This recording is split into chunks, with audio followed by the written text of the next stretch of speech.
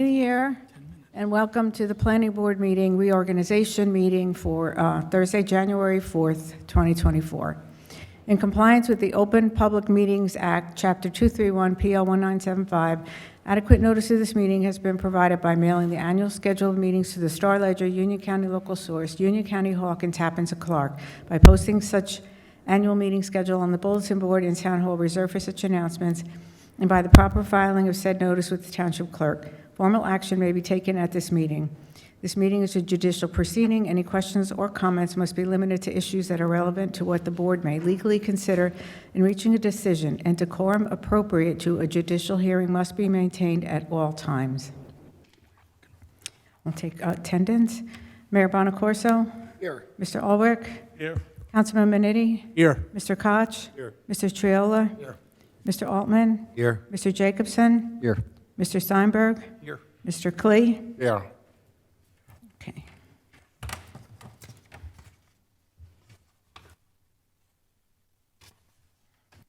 Can everyone stand for the Pledge of Allegiance?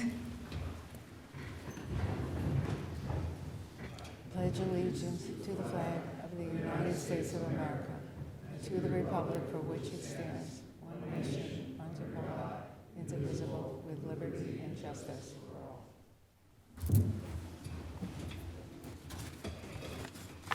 Okay, we'll start with election of the chairman. Can I have a nomination? Nominate Kevin Koch. I second. Was that Triola and Altman? Yep.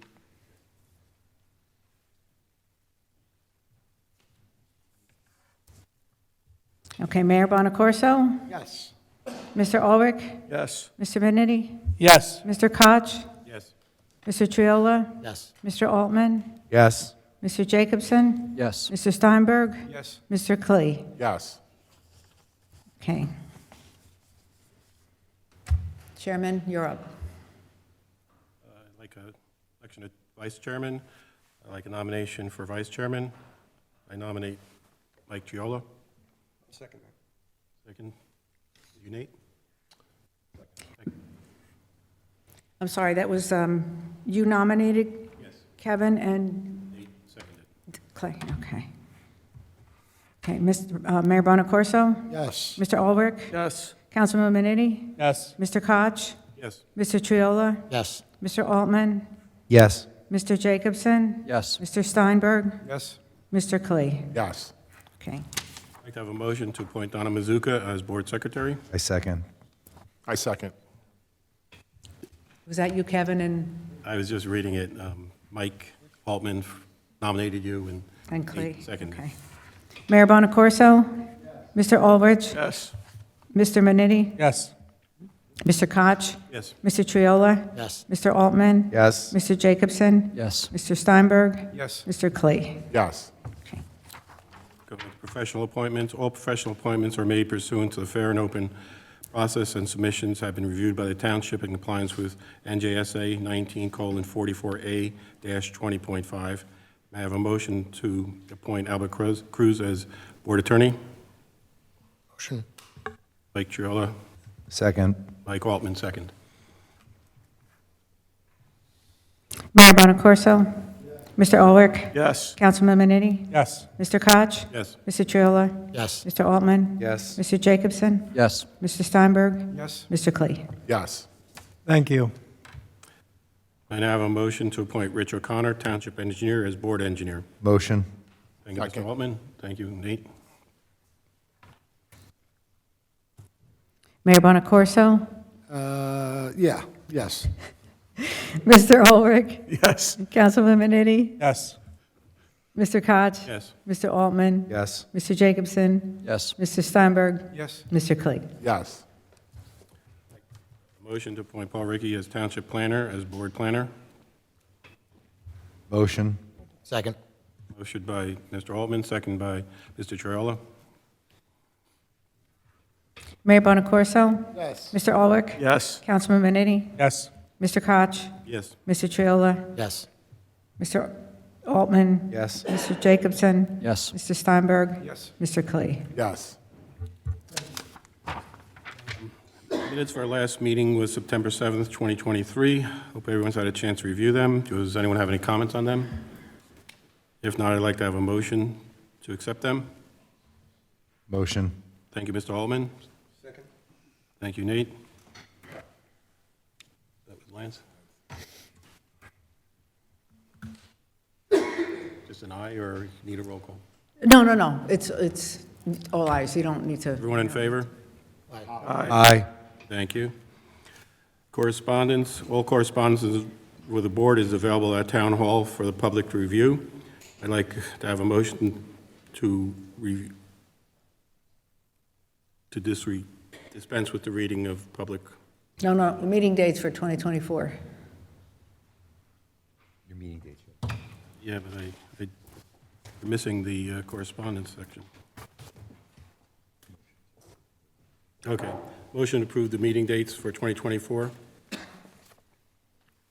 Motion. Second. All in favor? Aye. Aye. Who's the motion in the second? I seconded. Motion was Altman. Vance, and Altman was second.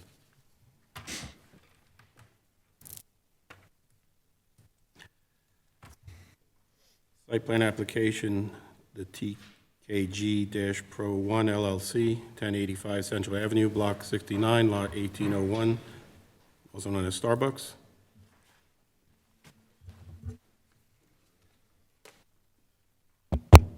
Good evening, Mr. Chair, members of the board. Salvatore Alfieri, Cleary, Giacobbe, Alfieri, and Jacobs on behalf of the applicant. Do I stand here? Do I set up there? I haven't been in this building before. Stay here? And the witnesses come here too? Okay, good. As the board, I'm sure, is aware by now, this is the application for a Starbucks drive-through on Central Ave. We have several witnesses to present, so rather than make a long introduction, I'm going to request that we get started right away with our engineer. Are the plans that are up here pre-marked, or do we need to mark them? Or since they were submitted as part of the submission, do they not need to be marked at all? Okay, fine. So we're going to call our engineer up first.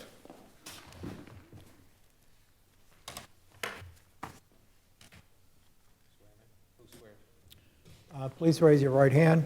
Do you solemnly swear to tell the truth in these proceedings, so help you God? Yes, I do. Please state your name and spell it. Edward, middle initial S, last name Deck, D-E-C. All right, and Mr. Deck, we're seeking to have you qualified as a professional engineer in the state of New Jersey. Would you place your credentials on the record, please? Certainly.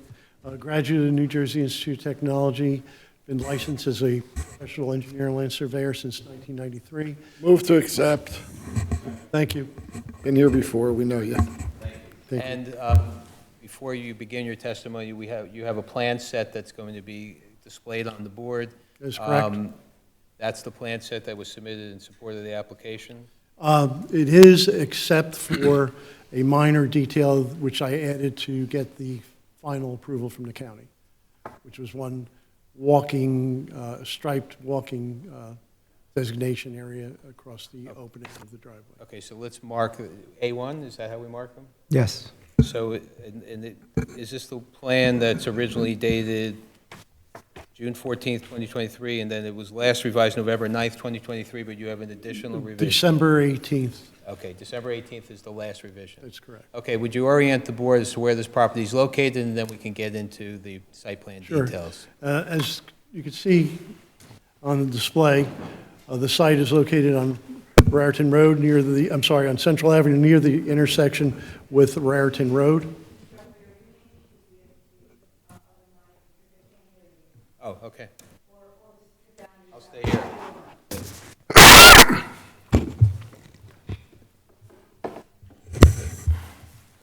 The site presently is the site of the old restaurant that was at the corner there. It has been, that restaurant has been there for many, many years, using the same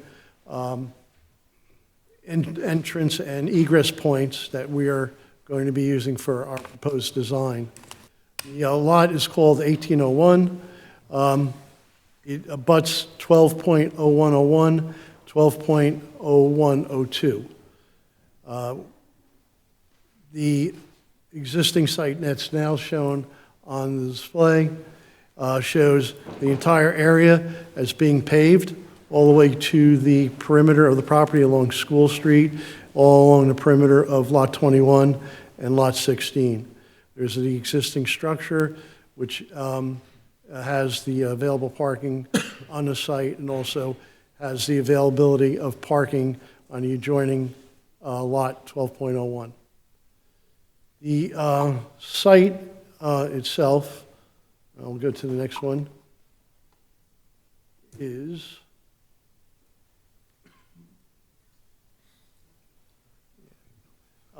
proposed to have the Starbucks building there shown on plan number 4. And what you can see here is what we've done is we developed the site to accommodate the access to the building via the circular feeding ramps or driveways that would go through the site and then be able to access the window where the product would be dispensed and collected, and then the traffic would then leave the site onto Central Avenue. We are proposing to reduce the amount of impervious coverage by 11,500 square feet. You can see that area here is that area that's between the aisles and also the proposed building. So we have a considerable amount of open space, pervious area here, and also this area in the rear of the parking area. That area has been eliminated and made into a pervious coverage. The site will be lit and landscaped. I don't know at this point we should start addressing the different comments that were made in the review letter, or? Yeah, just before you do that, the stacking, what's the stacking capacity for the drive-through window? Yeah, the stacking capacity for the site, and I'll go back to sheet 4, is, whoops, went too far. Is shown here on the plan called geometric plan. As you can see, we have 26, if you were to count, 26 cars that'll be stacking throughout the 2 entrance points to the ordering point, and then from there, would go around the building and then pick up their product at the window, and then out through the site onto Raritan Road. So we have quite a bit of stacking that's shown on the plan here, but there's even more available stacking that's not shown, and we're not counting it. That would be from the end of the aisle widths all the way to the end of that parking area that abuts Central Avenue. Okay. And yes, rather than duplicating testimony, if you want, I refer you to the Township Engineer report dated December 27th. You have that? Yes, I do. Okay. Why don't we just go through, well, first of all, unless we comment specifically on anything in this report, you'll agree generally to address all the comments satisfactorily as a condition of approval? Yes, I do. Okay, so go ahead, continue then. Okay, on sheet 2, I'll just stress this quickly under site plan. We are requesting a waiver for the solid waste storage area.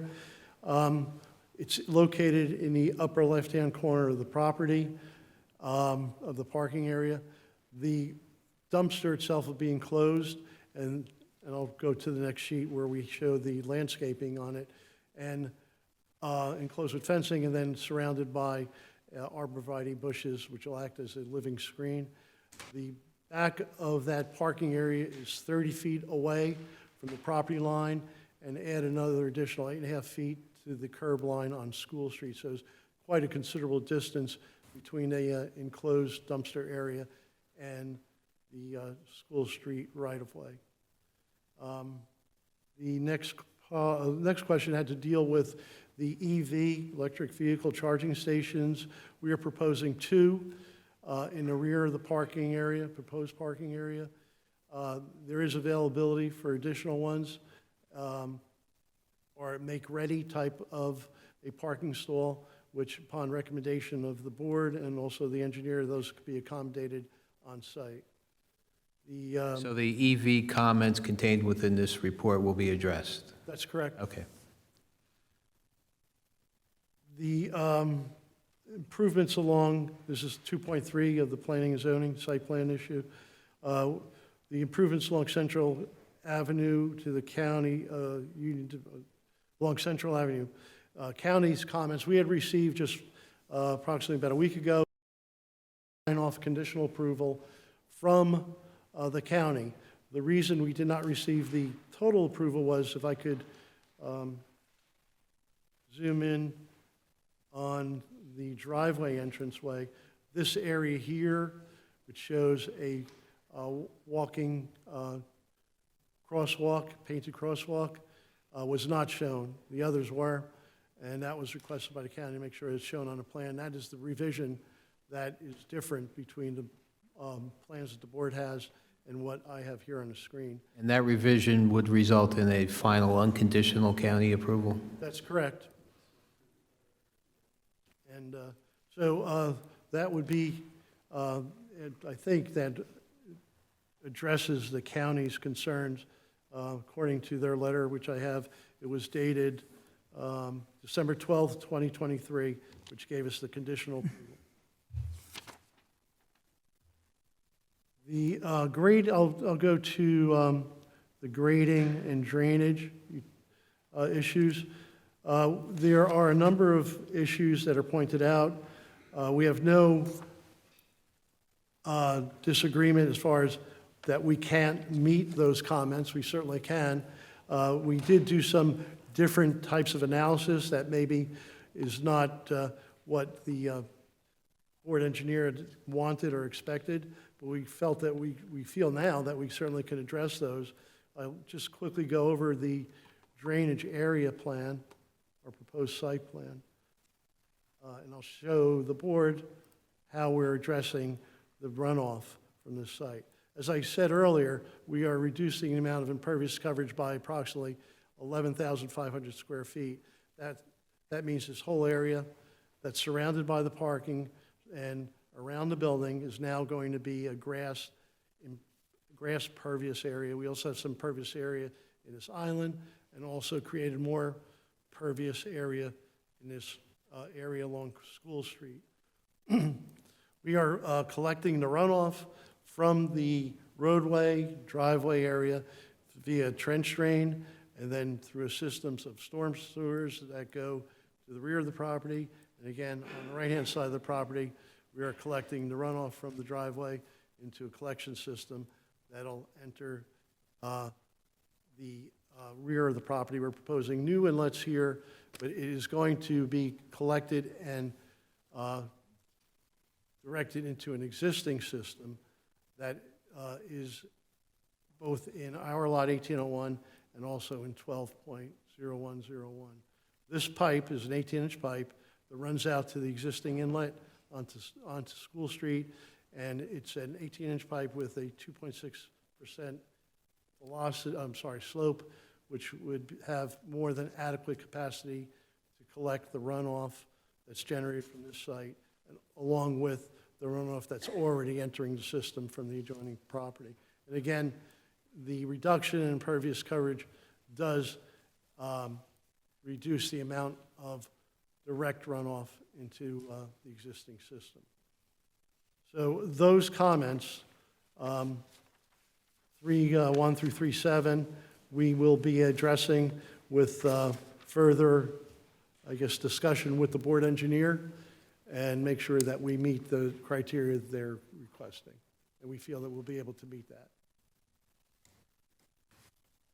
In general, because of the change in the way that the state views the calculations, you can't rely solely on the standard that you're reducing the amount of impervious coverage, and that the calculations involve time calculations, which you've sort of provided, which were a little difficult to follow. A little bit of a narrative probably can lead us to your conclusions, but in the absence of that, the time that it takes for water to get to your inlets has shortened It used to be that the calculation started at 6 minutes, and you're now going to be substantially less than that, which means your calculations are going to show that there is a larger amount of water that you have to deal with, and that you have to show that the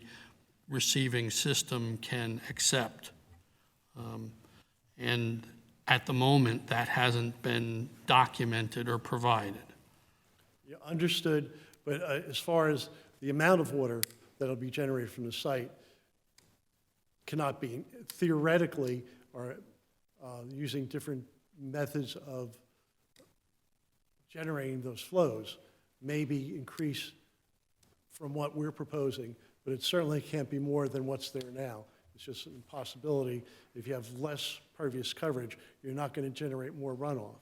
You've extended the catch basins, which shortens the time, which means that that number and that flow amount that you have to prove is going to be increased.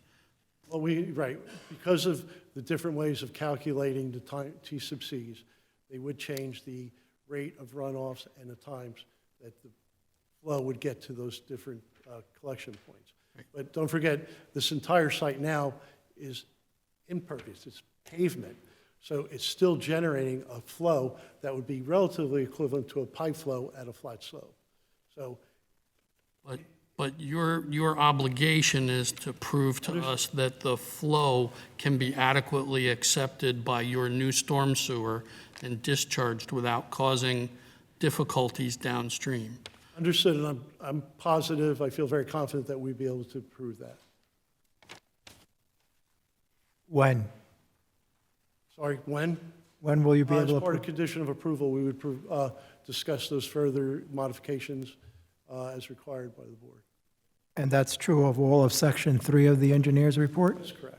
I mean, there's some things in here that we have, as far as different types of inlets, and there are many things, well, I would say half the things here are not really an issue, like retrofitting of storm sewer inlets, C values, we would definitely have, further discussion on that. But as far as all of the requirements that would be required or considered by both the town, DP regulations, we would be able to meet those.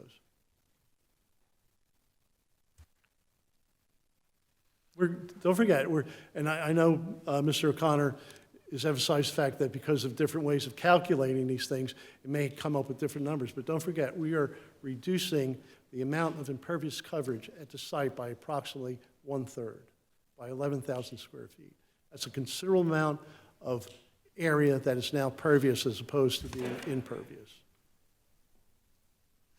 But again, I emphasize that the reduction of impervious coverage does not necessarily equate to a reduction in flow that you have to deal with, given the way the new calculations are to Understood. be prepared. Right, the end result is that the board engineer has to sign off on the final design, right? Is that the end result? correct. Right, so we're not designing it tonight in front of you, we understand. And it's typical to have a condition of approval to address technical comments such as this. All right, landscaping. Landscaping, we have a considerable amount of landscaping shown on the plans. I will just get to that right now. It asks us to consider additional landscaping. Would we agree to work with the engineer that if possible to provide additional landscaping? Yes, if there's any area more that we could fit more landscaping in, I think I've probably inundated the site with quite a bit of landscaping. We certainly wouldn't have any objection to adding additional landscaping. What I'd like to point out, what I talked about earlier, is the area around the dumpster area, the arborvitae's planted there. Again, that's 30 feet from the property line, an additional 8.5 feet to the curb. So we feel we are screening the site, screening that dumpster area, and adding a lot of vegetation to the site itself, where right now there isn't any. And the landscape areas will be irrigated. They will be, yes, they will be irrigated. Okay, are you going to comment on any of the traffic, or are we going to leave those for our traffic I engineer? would like to leave that to the traffic. That's fine. engineer. And then go to paragraph number 6. That would be an architect. The architect, right, for the first one. Bonding, of course, and escrows would be posted. And then the fire official comments or suggestions at 6.3 and 6.4. Right, on 6.3? Yeah, we have had, originally, there was a depressed curved area along Central Avenue in this area here. We are, according to what the county requires, making that a full face curb area.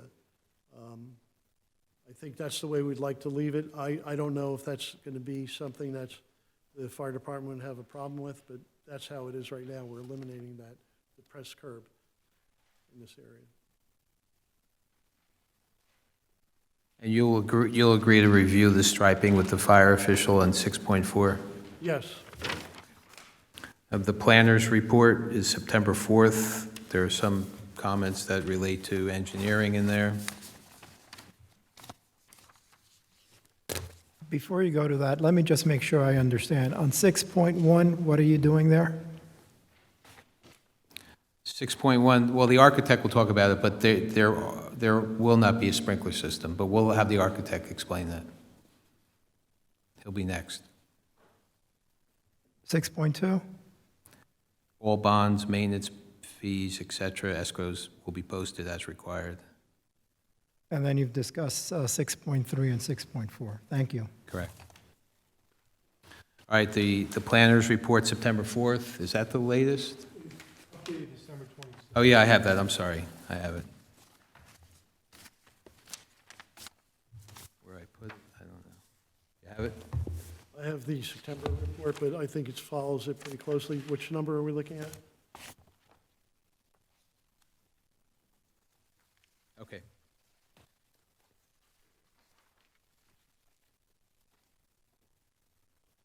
Yeah, it's dated September 4th, revised December 26th. You see it under the date? Yes. Okay.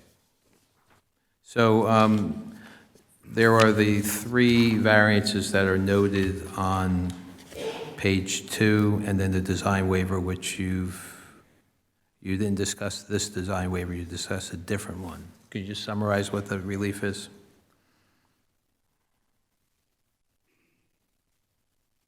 Right, the loading zone area, the loading would be done by having a small van type of vehicle that would be able to supply the store with the necessary items, and it would definitely be, I guess, coordinated between the delivery service and the occupants of the building as to what times would be best to have those deliveries made.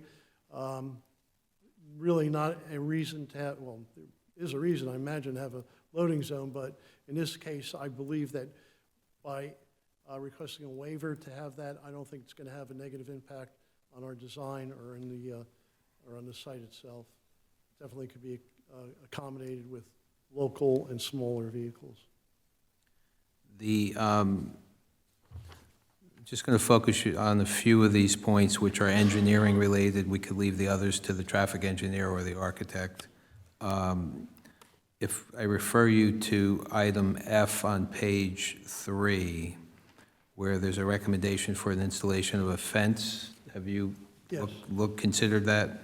Yeah, on this page that's on display now, we have put a aluminum type of wrought iron fence along the parking area here, where the angled parking is, an opening for access to the parking area, but this area in front of the angled parking is now blocked to prevent pedestrian traffic to walk through and in some way, be affected by the parking of cars or the parked cars there. So they are only directed or funneled through the opening here.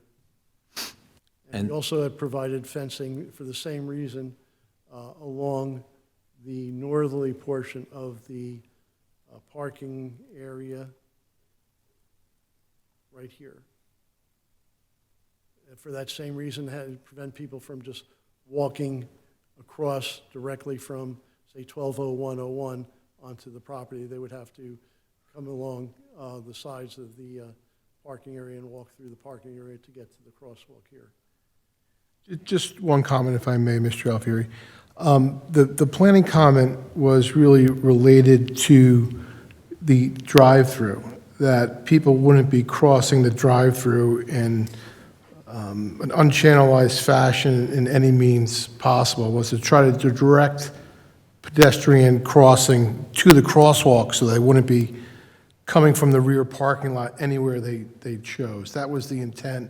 And the other fencing, I believe, is just associated with the front of the building that's traditionally part of a Starbucks design, to have fencing around their outdoor dining area. So if a kid or somebody was in that area, they wouldn't abruptly run out into that circulation drive aisle. That was the intent of the planning comments. All right, we do show that fencing along here, which is by the outdoor dining area. Yeah. We certainly could provide more fencing to prevent any kind of In both locations, we can, Yeah, we can do that.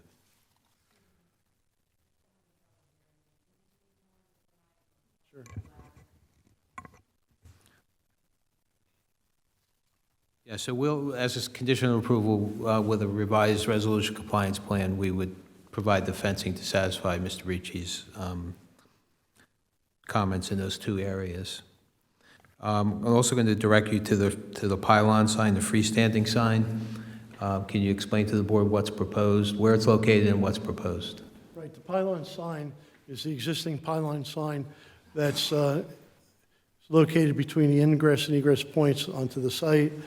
That sign will remain as is and just used repurposed for our use on the proposed site. So the face will be changed, but this... That's correct, but it will not be as required. It was one of the comments. It's not going to move. It's not going to be internally, or I believe, flashing. It will not be a flashing sign or a moving sign. Okay, so, I mean, my understanding, just a quick comment, you're repaling the sign, and that's clearly permissible. Unless Mr. O'Connor is aware, it wasn't clear to me that the existing size of that sign, so if you can place that onto the plan as a note, so when the inspectors go out there, they understand that what that panel size that's being replaced. Certainly. That's fine. And I think that's the only, we discussed landscaping, that we would work with you to supplement with the board professionals. I think that's the only other engineering-related comments in the report, unless you have specific questions, Paul? I'm checking. I had some general comments, but they were very minor in detail. And I believe the other reports, particularly the traffic report, will be addressed by our traffic engineer. So that would conclude our engineering testimony, Mr. Chair.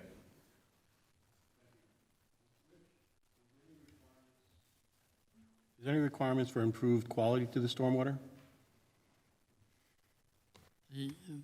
Under our ordinance, the applicant is not considered a major development, but as a non-major development, the requirement is that the applicant must meet the standards to the extent practical.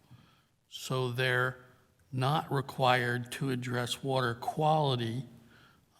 There is a requirement, in my opinion, that they must address the flow based on the standard that has now been established, and they have to document that there's adequate capacity downstream to discharge that. And if they were able to do something else, that would be a nicety, but not something that's absolutely required.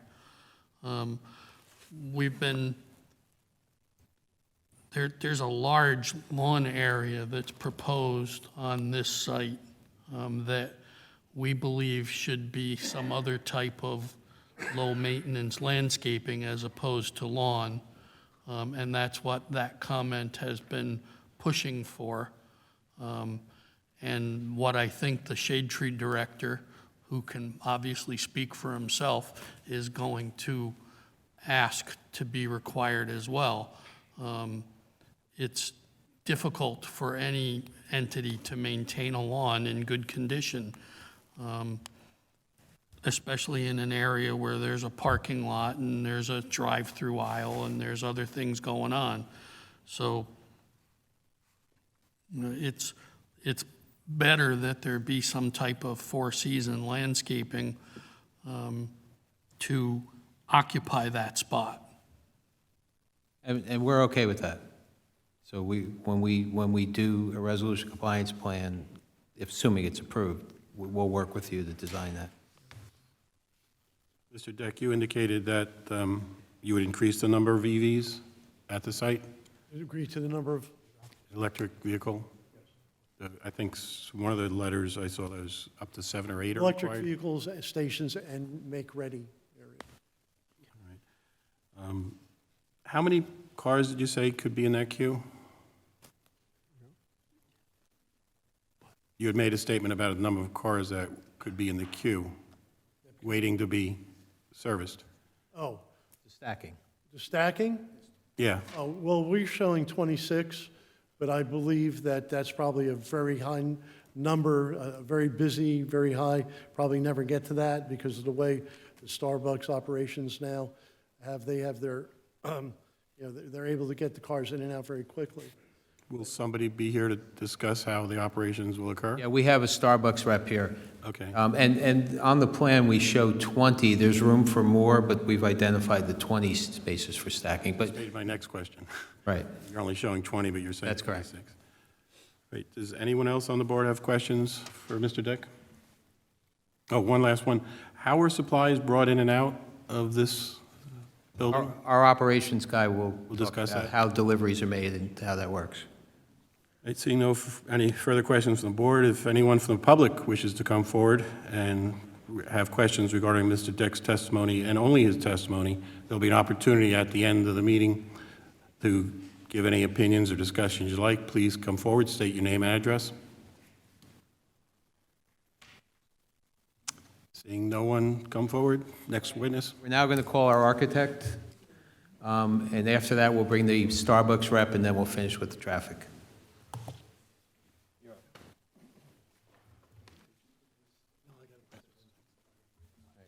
If we just need a second to change whatever those are called. USBs.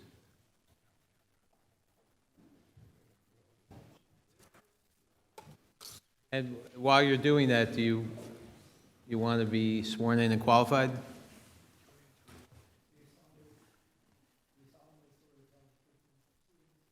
I do. Gary Cleesh, K-L-I-E-S-C-H. And Gary, we're seeking to have you qualified as a licensed architect. Would you just confirm your credentials, please, for the record? Sure. I'm a graduate of New Jersey Institute of Technology in 1990. My primary license in architecture is in New Jersey, and I'm licensed in, I believe, 23 Move to accept. Second. Thank you. And this architectural set of plans, we're going to mark as A2, council? Is that okay? All right, Gary, would you want to, and these were the plans that were submitted in support of the application initially, is that correct? That is correct. Okay. So, Excuse me, you're going to need the freestanding microphone. Yeah, you're tall, so you need to use. okay. Yeah, it doesn't, oh, this one here? Okay, all right. So this is 3 sheets. A2 is 3 sheets of architecturals. It's A1 through A3. It's dated 5/9/23. And then my second exhibit, I guess that's exhibit A3. Yes. That is just labeled proposed Starbucks, 1085 Central Avenue. This is 4 color perspectives of the different corners of the building.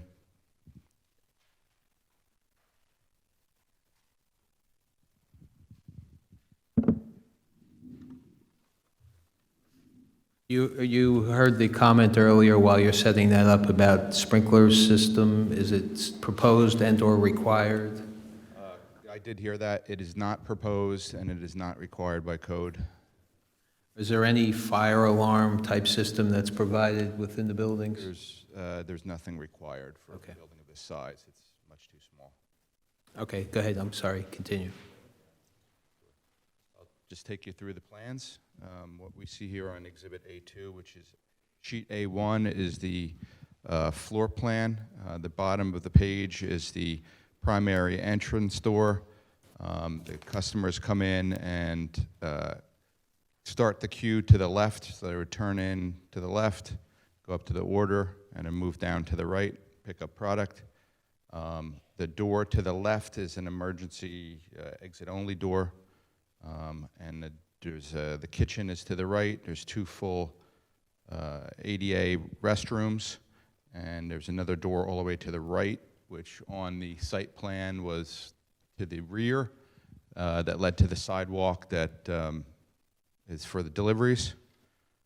The drive-through on my plan is on the top of the screen. That's the drive-through window that bumps out from the back of the building. So the orientation is that I'm rotated 90 degrees to the right. So the main entrance on the site plan is on the right-hand side, and the drive-through is on the left-hand side as you look at the site plan. There's 28 seats proposed on the interior and 20 seats proposed on the exterior.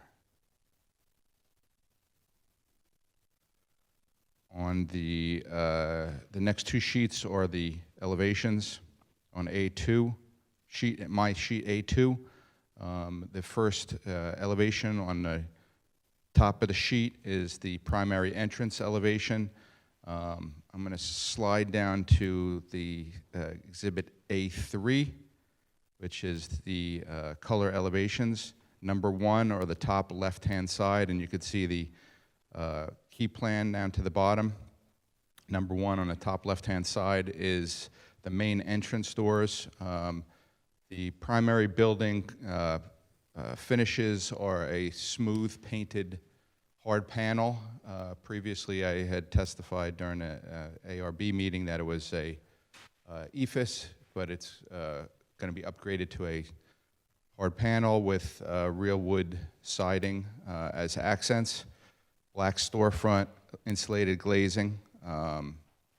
The roof HVAC equipment will be fully screened, which is a sound screen and a visual screen. It will have a parapet. All the roof drains will feed into the underground system. The parking area will have umbrellas and permanent outdoor seating. And as you heard by the testimony of the engineer, that'll be enclosed by a standard, like wrought iron type aluminum black fence to control traffic flow and pedestrian flow, I should say. I think that is... So just to focus on the building-mounted signage, per the planner's report, the total square footage proposed is 54.54 feet, and the ordinance allows 53.85, so that's slightly over what the ordinance allows. Is that correct? Correct, it's right. And there are how many building-mounted signs? There's, if you count each one, like on the front of the building, there's the primary round disc sign and the drive-through sign. Then on the elevation facing Central Avenue is the Starbucks lettering. And then on the rear, there's another sign that says drive-through that directs you around that side. So there's 4 signs total if you count the drive-through sign twice. Thank you. That's all the architectural testimony, Mr. Chair.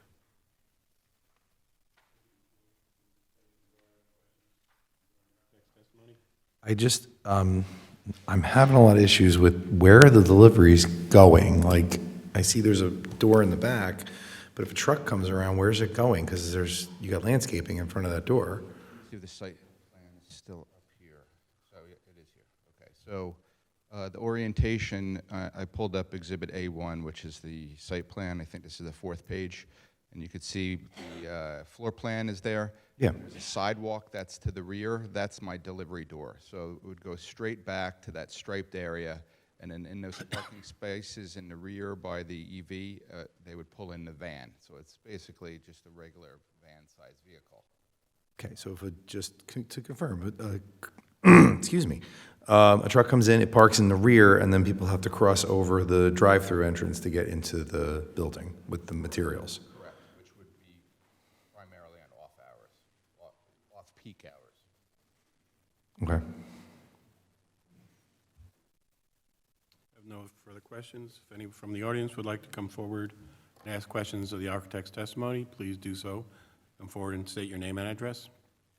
Seeing no one come forward. Counselor, your next witness. Starbucks?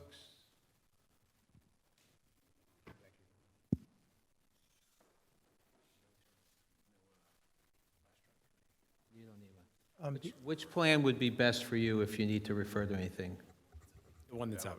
Okay. Before you go to the next witness, just a question for the architect. On the facade, you now have a different facade than was proposed in the initial plans. You intend to update those plans? No, it's the same facade, it's just a different finish. Different finish? It looks the same, it's still a black painted material. Previously, I had said it was EFIS, Okay. exterior insulation finish system. Now it's a panel. I'm not sure of the panel, it's either a cementitious, but it's a smooth panel. Okay. Metal, it'll be primarily look the same. Yeah, It's but more durable. The point, I don't mean to interrupt, I kind of indicated that to Mr. Cruz, I was speaking in the sidebar here. But because the architectural plans indicate EFIS on them, they would have to be updated to Oh, yes. reflect the current. Yes, Yeah. absolutely. Yeah, I didn't understand the question. Yeah. Thank you.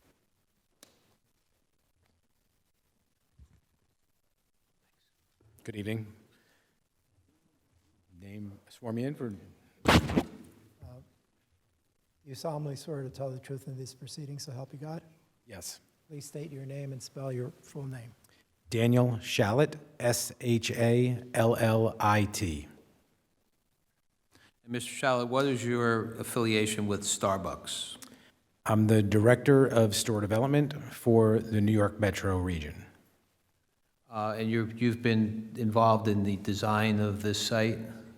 Yes. Okay, let's first talk about stacking and the 20 spaces plus that we're providing, 20 car lengths plus that we're providing. What is that like in comparison to other Starbucks, and is that adequate for this location? Thank you. First, I guess there's a little bit of a history they have to understand. So I've been employed by Starbucks for 21 years. I've been involved in over 500 site developments for Starbucks. When we started drive-through development, we really weren't savvy. Where we are today is much more savvy in our site development. So the queue that you're talking about, the 20 cars that are currently planned in there, are designed to be able to handle all of the stack and queue that the store could need, not just in its first year, but for the life of the store. We're not looking at it for 1 year, we're looking at it for multiple years. 20 car stack, our average or our standard in the country is 7 cars from the drive-through order point to the window. And the average time that it takes from when you order to get a drink is a little bit under 4 minutes. So when you think about the logic of 20 cars, right now that actually creates, people would be waiting more than an hour for your drink. That's not happening. We don't see that anywhere. So part 2 of that, the stack is also related to the speed of service. I said 4 minutes. 4 minutes has consistently been going down at Starbucks through technology and through our training as we learn more and more about drive-thrus. So the goal is actually get it down well below 4 minutes, maybe even as fast as 3 minutes. That would allow more speed and less need for a stack and queue. So to answer the question I think that you're asking, is 20 cars adequate? Right now, it's well beyond what we would anticipate we would ever need in this location. So it's really giving us the ability to have an abundance of stack and queue that we hopefully will never really need, and building it for the future, not just for the first year.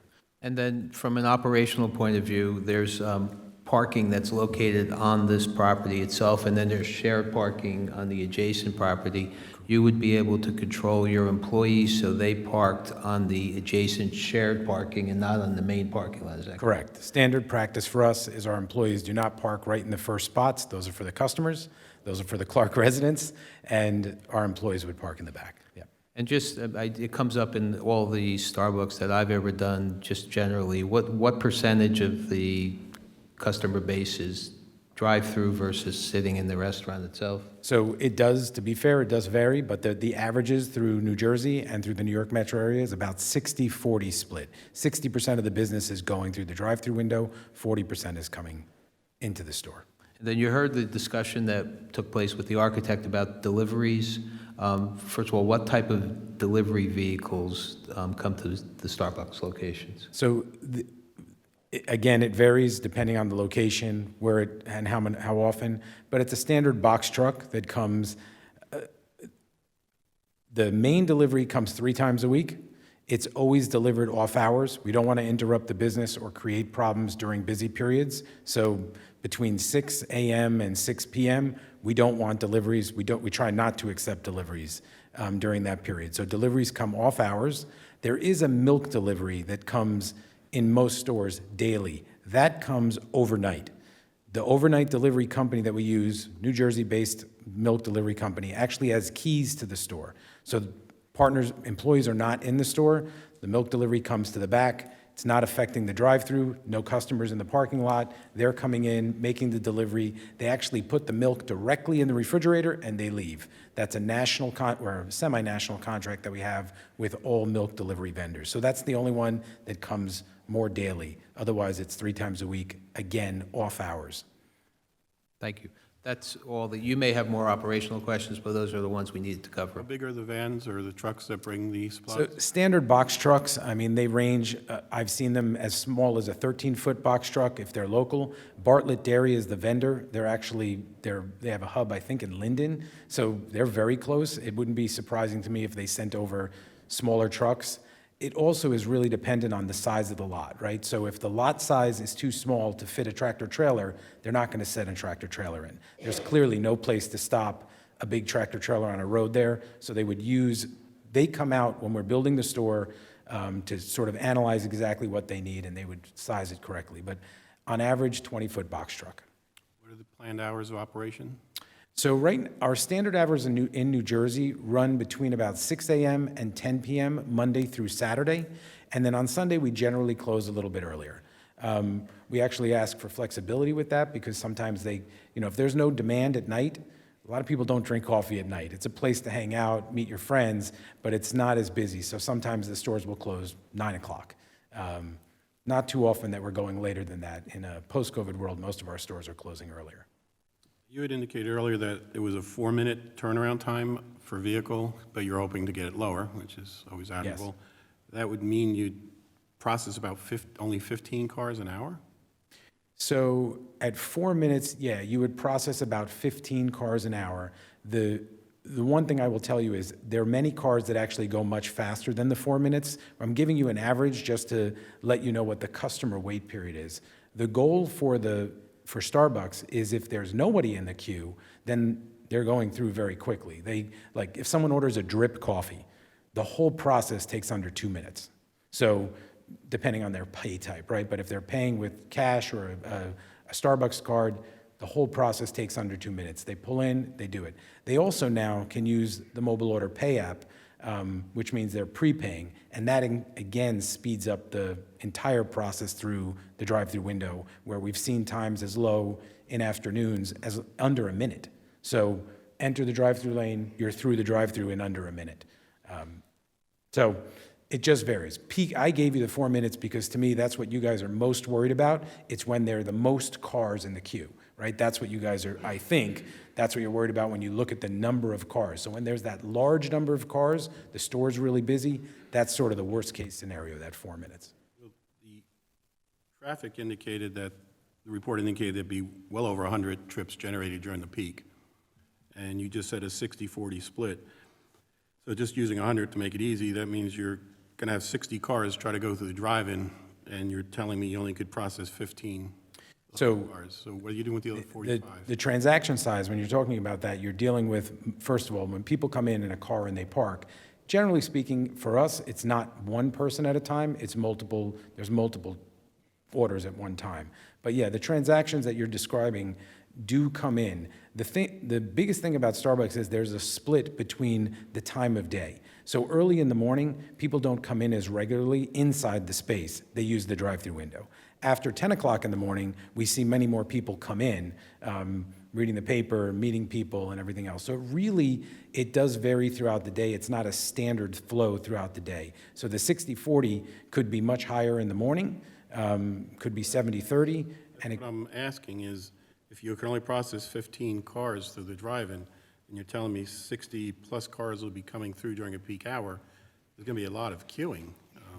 So, again, I think that using the 4-minute average is really just is sort of like what I'm describing as the worst case. It's not really what's describing. And again, I think the most important thing for us is that customers aren't going to wait. If it really does take 4 minutes per car, and there's 10 cars in the queue, that means number 11 could be waiting over 30 minutes for a drink. That's not happening. They're going to park their car, or they're going to leave, or they're never going to come back.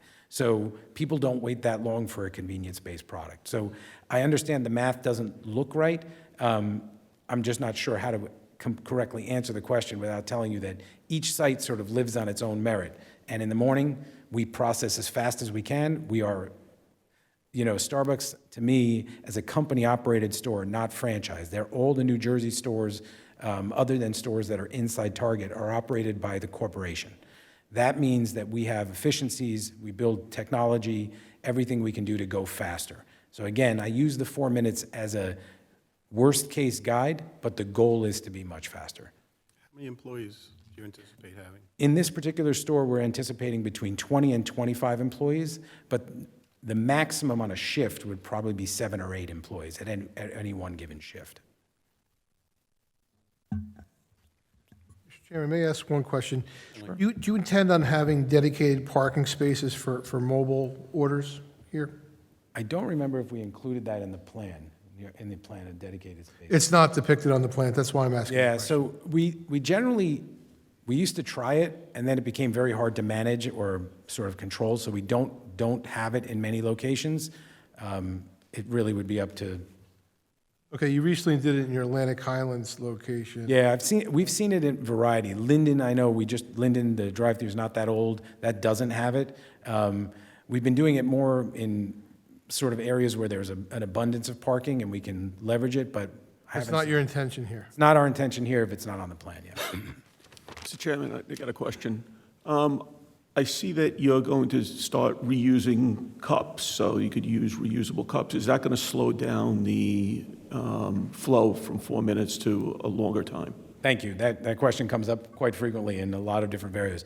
No, so Starbucks has started a program of using a recycled cup. So the customer would come in and get a recycled cup, but when they bring that cup back in, we actually don't use the cup that they brought. We give them a new recycled cup, one that's been sanitized and cleaned and washed. So you bring in your old one, your drink comes in a new one. So it doesn't slow down the process at all. I got another quick question. How does it compare to the stacking in the Cranford Starbucks? So thank you for asking that. The Cranford Starbucks store, the Cranford drive-thru is one of the oldest we have in New Jersey. Not something we're proud of today. It's a really good store. People love it, but it's not an ideal situation from the stack and queue. That stack and queue is 6 cars total. So you're comparing 6 to the new standard, which is, like I said, a minimum of probably 12 or 13 versus this location at 20. And then the other thing that you should note about Cranford is after you finish the 6th car, you're basically in the street. So car number 7 is creating a problem. In this particular location, we have 20 that don't impede parking. Then there's room for at least another 6. It looks like it probably could be another 8 before you get to the street. So you're looking at 28 cars versus Cranford. I think many people know the Cranford store of 6 or 7. I see some smiling faces, so I know people know it. As you take additional queuing, that starts to block parking spots that are there. So the only parking spaces the queue would block would be the ones, and now we're talking about queue number 21, 22, 23, so we're talking about a long wait, and it's only going to block the first few spaces, and I think one of the handicap spaces is near the building. Most of the parking is set behind the building, and there's the bypass lane. So realistically, if you came in and you saw this tremendous stack, you would just turn, go right a little bit, you'd go back, you'd park, and you'd walk inside. It does not impede. That's why we don't show it, because you're not, the stack and queue we're looking to use is maximum of those 20 cars. We had an application years back from McDonald's. They put a second window in. Do you ever put two windows in, or? Yeah, we've tried it throughout the country. What we found is that years ago, we actually thought there was a benefit to it. Today, more people, back then when McDonald's was doing it, it was a cash payment business. Most people that were going to McDonald's at the time were paying cash. So because that transaction took longer to use cash, make change, give back change, today people are using either the Starbucks app or prepaid cards or credit cards. It's super fast. They come in, they either tap a credit card or they prepay on their app. So the window really doesn't add any time. We would consider it when there's need, but we're not seeing that need anymore. In fact, where we have it throughout the country, those windows are closing. And McDonald's, the same thing. Those windows are basically not being used. Thank you. Anybody else on the board have any questions? Yes. Over the last 5 years, have you seen an increase in the drive-through business? So, little bit of a loaded question because you're talking about COVID. So, and I have to tell you yes, right? During COVID, we saw peaks that we never would have anticipated or never would have imagined. But the peaks, and there have even been pictures posted in the newspaper of these huge stacks at Starbucks. Those pictures were all taken when we were in a government shutdown, when there was nothing else open, when people weren't going to work. People were waiting in Starbucks and McDonald's lines for an hour and a half. It seems crazy to me, and I work for the company. But the point is, since COVID has sort of, I won't say it's gone, because it's clearly not, but since it's sort of scaled back, we don't see those stacks and queues anymore. So we saw a huge peak in the drive-through business. The cafes were closed. You couldn't come in. Huge peaks, huge lines, huge stacks. But since that business has shifted back, we've actually seen it go the other way, and we've actually Back to where it was pre-COVID? Yeah, absolutely. We're a busy customer base here. We're pretty loyal. Clark, you guys should all know, I've been around for a long time. Clark has been a target area for us for nearly 15 years. Right. And we've never been able to find the right site, build the right site. I think we did find the right site now. I mean, reason I'm asking, I'm looking at a report from 2018 in Raritan Township, which I would not consider, I know that area very well, as busy as we are. And between 8 a.m. and 8:15 a.m., you're processing 19 cars over a 15-minute period, which does not come anywhere near the numbers you just said. Yeah, it's actually much faster, you mean. It's many more cars. Right, 19 cars, though, in 15 minutes gives your average time sort of under 2 minutes, probably. So if we were to... Less than a minute. Yeah, it's actually less than a minute. So again, I was trying to make sure there was a comfort level at the worst case scenario. Our goal is to get to that number. We track in every store that has a drive-through, they track what's called the window time. The window time for them is when the customer pulls up to the window, and the goal is under a minute to be at the window. So if we can take your order quickly and process it quickly, we can get customers through, in many cases, in a minute or a minute and a half. Again, I didn't want to be disingenuous to this court and say that we can do that in all cases. In some cases, if someone's in the car and they order 4 Frappuccinos, it could take 5 minutes, okay? Large blended drinks. But if they order 3 drip coffees, it takes a minute and a half. They come in, drip coffee, and they're out the window. So it really depends. And again, morning, we are as fast as we ever could be because they don't come into the cafe. All of the staff is focused on speed of service through the drive-thru. Again, it makes Starbucks wants it to be as quick as possible. The customer wants it to be as quick as possible. The town wants it to be as quick as possible. So it really is in all people's interest to make sure that we're doing the best job we can. Quick is a concern, but I'm looking at that overall hour period from 8 a.m. to 9 a.m., and it's 71 cars. Yeah, That's a lot of cars absolutely. coming in. Just leave it at that. Were they fully processed or stacked? Entered. Entering in Raritan, 5 years ago. Well, anyone else on the board have a question? I do have a question. Do you see seasonal capacity changes as your SKUs change throughout the year? So in communities like Clark, and I would say Cranston, Linden, we don't see too much seasonal change, definitely not through the drive-through. We do see seasonal changes in Long Branch, New Jersey. We do see seasonal changes in stores near the shore or things like that, where you get huge seasonal traffic. But in markets like this, I live in Aberdeen, we don't see big seasonal changes. You know, Christmas time, there's some people more likely to come into the store than use the drive-through, though, because maybe they're coming in to buy gift cards or merchandise. So you would see a little bit of a peak at holiday, but definitely not through the drive-through. And again, if there's no seasonality to the community, no. Thank you. You need a parking variance. You know, how many cars will you be parking there at peak? Again, tough question. I have to figure out, like, reverse engineer some guessing, but it really depends. You're saying at peak, meaning 8 o'clock in the morning? So, because 8 o'clock in the morning for us is our peak. But I would say there'll be many more people using the drive-through at 8 o'clock in the morning on their way to work, on their way to the parkway, and less people using the parking. I think, you know, you'd see the parking field very busy sort of in the afternoon at 11, 12, 1 o'clock. People run out for lunch. They generally actually want to get out and stretch their legs. We see them parking. Still will use the drive-through. But the splits change throughout the day. So if you, I couldn't give you an actual number. I don't know if a traffic engineer could actually help us with that. No further questions from the board. If anybody in the audience would like to come forward and ask questions regarding this testimony, please do so. State your name, address. Seeing no one come forward, counselor, next witness. Testimony? Oh, sorry. Dave? Sit. There was no other question. You're good. Okay.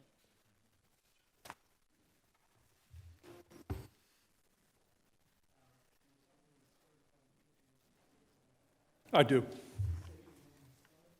Dave Shropshire, S-H-R-O-P-S-H-I-R-E. And Mr. Shropshire, we're seeking to have you qualified as a traffic expert. Would you place your credentials on the record? And you're also a planner. Correct. Will you place your credentials on the record, please? I'm a professional planner and professional engineer in the state of New Jersey, specializing in traffic engineering and transportation planning. I've been practicing for 40 years. Motion to approve. Thank you. Thank you. Are you testifying as both or just the traffic engineer? Both as a transportation engineer and a planner. And a planner, okay. Your office prepared the report that was submitted in support of this application. Is that correct? That's correct. And would you describe for the board, do you need a specific exhibit up? I don't. No. Okay, so first describe for the board what you did to prepare the report and what your conclusions were.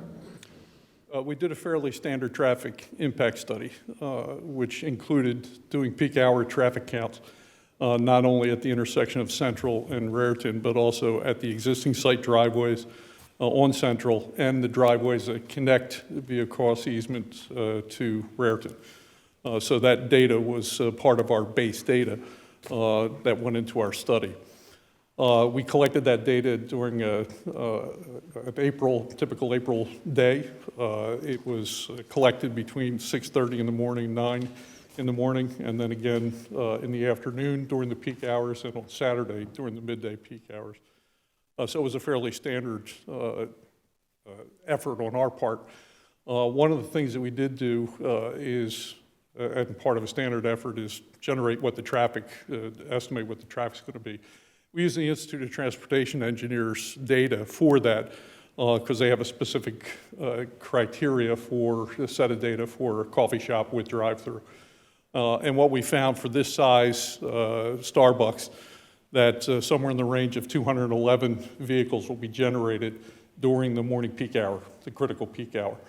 There's about half of that will be generated during the evening peak hour, afternoon peak hour, so substantially less, which is pretty, if you've been to Starbucks or a coffee shop, that's not atypical. And then when the volume out on the roadway network is a little bit lower on Saturday, it goes back up, but that is typically during a morning peak hour, not during the midday when we have the peak of the peak. So in the end, that doesn't become the critical peak hour to evaluate. We evaluated all of those peak hours by putting that traffic on top of the existing traffic counts that we did. So the counts that we took on the existing site with the cross easement traffic that goes through the site today, we loaded the Starbucks traffic on top of that. One of the critical things, and it's already been mentioned, is that there's a substantial amount of what's called pass-by traffic related to these types of facilities. In other words, traffic that's already on the street, bypassing the site, on the way to work, stop in, and then continue your work trip. Based on the data that we have from the Institute of Transportation Engineers, that's somewhere in the range of 60 to 65% of the traffic that's already on the road. Now what that does is it lessens the impact off-site because there's less new traffic that are being generated to the area intersections. But that doesn't lessen the impact at the driveways themselves because that traffic is turning off of the roadways to get in and out as part of their other work or trip purpose. We calculated all of that in our study, and we did one additional thing. We compared what the former restaurant would be projected to generate with the Starbucks, and it obviously generates substantially more traffic in the morning, a little bit more traffic in the afternoon, and on Saturday, substantially more traffic. So we didn't take any credit for what was the former restaurant. It was closed. But we just put that comparison in our report for comparative purposes. When we did our evaluation, there was no substantial differences in the operational characteristics of the intersection of Raritan and Central. It's a busy intersection. There are delays on movements. There's stacking, queuing on specific movements. We're not going to add terribly to that. It really didn't change to any substantial level the levels of service and operation based on the high level of bypass traffic. And we had levels of service that were acceptable at the driveway. The driveway has been designed from the beginning with no left turn out, which would have been a very big problem. And I believe that's why there are no left turns out on any of the driveways that are along that section of Central. But we did want to maintain the existing left turn out of the site. As you may know, the left turn into the site. There is an existing left turn movement permitted at the site, and we wanted to maintain that in order to capture the traffic that's heading in the west or northbound direction along Central into the site, which could be, based on our projections, up to 50 to 55 vehicles during that morning peak hour trying to make that left turn. That became a real critical issue with regard to the meeting we had at TRC, which I'll get to after I get done explaining the rest of the traffic study. In effect, our conclusions was that this was not going to have a substantial impact on the area roadway network based on the high-level bypass traffic, based on the existing conditions with regard to allowing left-turn movements in, having no left-turn movements out, having the cross-access easement, which gives us alternate ways in and out of the site. May not be used a whole lot, but there is alternate ways in and out of the site. And that was our conclusion based on the traffic impact study.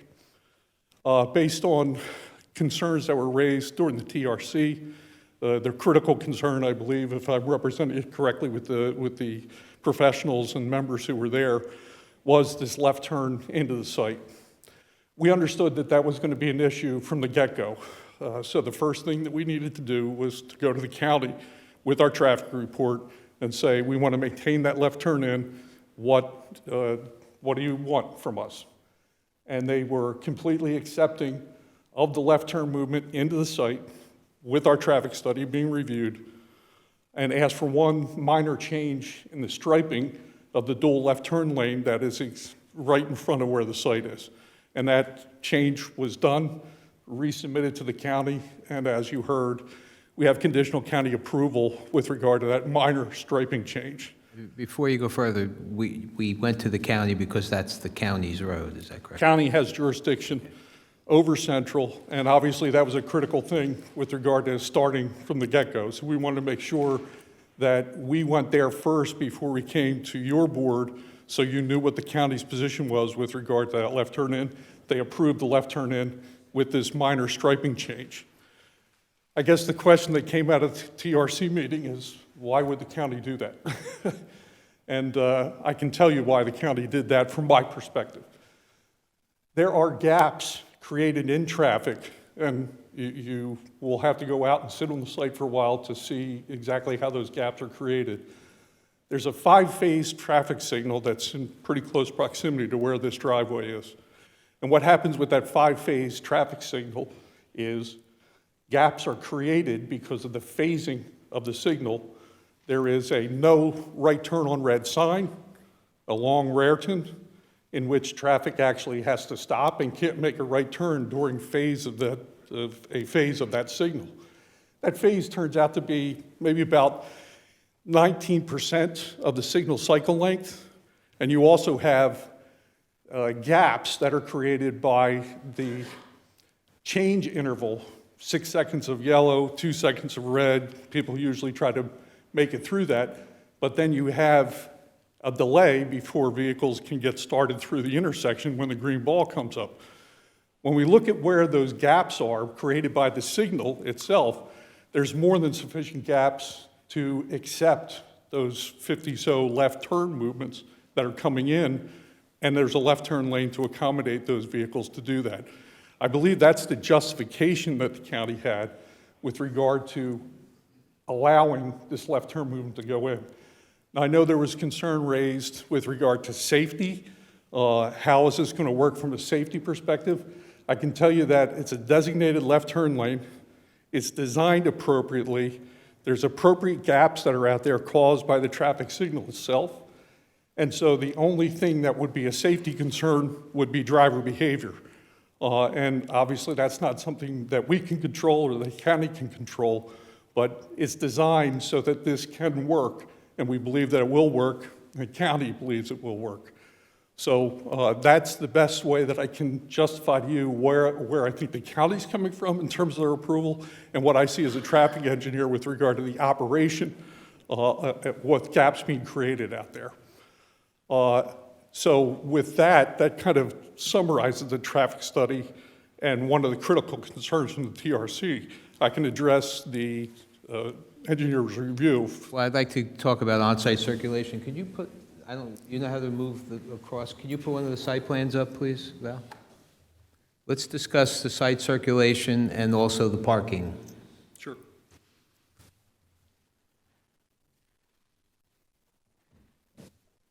So we're back to A1 for the record. Go ahead. We're proposing 42 parking spaces. That is more than sufficient for this use at this size. I believe a traffic engineer in his report has also concurred with that conclusion that that is more than sufficient parking. There's 25 parking spaces on site and an easement for shared parking in the rear. And with regard to parking, we have sufficient supply to accommodate the demand on the site. With regard to other site circulation issues, everything's been designed in accordance with generally accepted standards. Starbucks wouldn't let us design it outside of generally accepted standards. And what do I mean by that? There's sufficient width on the driveway aisles, sufficient width on the parking spaces, sufficient turning radii. Everything's done in accordance with generally accepted standards. One of the unique things about this site itself is alternate paths through the cross easement to circulate around the site and off of the site and onto the site. And that's a little bit more unique than some of the other sites that stand alone. And then let's also discuss the menu board location, because there is a variance associated with it being located within the drive-through area, and you've seen that before. I have, and I think the justification is this is what is expected, and we would go outside driver expectancy if the menu board was located in some other position, and therefore I think there's justification to provide that menu board. And just for, can you just show I know the engineer showed it, but on the plan, where's the menu board in relation to the drive-through? I think right, you can see the note where it says proposed 3-panel order board, right in this location. And I will comment, maybe if I can go to the queue, or the drive-through queue, because I think there's been a couple concerns with regard to that. We have shown 20 vehicles on this plan. There's not a vehicle in this location, which I believe Mr. Troutman, I think rightly said, there's really 21 queue spaces on this site. This is somewhat unique for Starbucks in that, as you heard the representative say, they're looking to design maybe 12 to 13 queue spaces because that's what their experience has been. Mr. Troutman, in his review, provided some data from Raritan, which I think has been reviewed and also discussed by the board, and it shows the max queue at Raritan was 13 vehicles. So this is substantially more than what's at Raritan at that peak, and based on the experience of Mr. Troutman and our experience, this is more than sufficient stacking. And in effect, I think our experience would confirm what was represented by Starbucks, that once you get to be the 22nd car in the queue, you're going to park and go in the site. You're not going to wait for that. There was also a little bit of discussion with regard to the 4-minute processing time and having only 15 vehicles processed at once. That's really not the way that the drive-through functions. It's more like a train. So there's a minimum headway between vehicles. And so the first car's 4-minute wait is actually only a 3.5-minute wait for the second car in line. And so they're all additive with regard to, so the processing, this can easily process 70 vehicles if we do the math based on the projected trip generation and what's going to be processed through that in the queue without extending into the parking and certainly not extending out into any circulation off-site. So again, appropriate, if not more than appropriate, queue length for this site and what's being proposed. And then, finally, just from, you discussed the two of the variances. One was the parking and one was the menu board. The architect discussed the fact that there's less than 1 square foot, or less than 1 square foot over what's permitted for the actual building-mounted signage. And I am assuming that your position is that all the variances that are being sought are justified under C2? Correct. And that benefits outweigh the detriments, no substantial detriment to the public good or zone plan? Okay, that's all we have, Mr. Chair. Mr. Chair, can I just ask one follow-up question? It was not clear to me what the size, I could not find a detail for those menu boards on the plans anywhere. Do you guys have a size of those signs? We'll ask one of them to figure that out. Okay, because the town has a draft ordinance for other areas, that there was other areas of town that have specific sizes, so I was curious how your proposed sizes compare to where the town is considering implementing ordinance, and whether you're willing to agree to those sizes.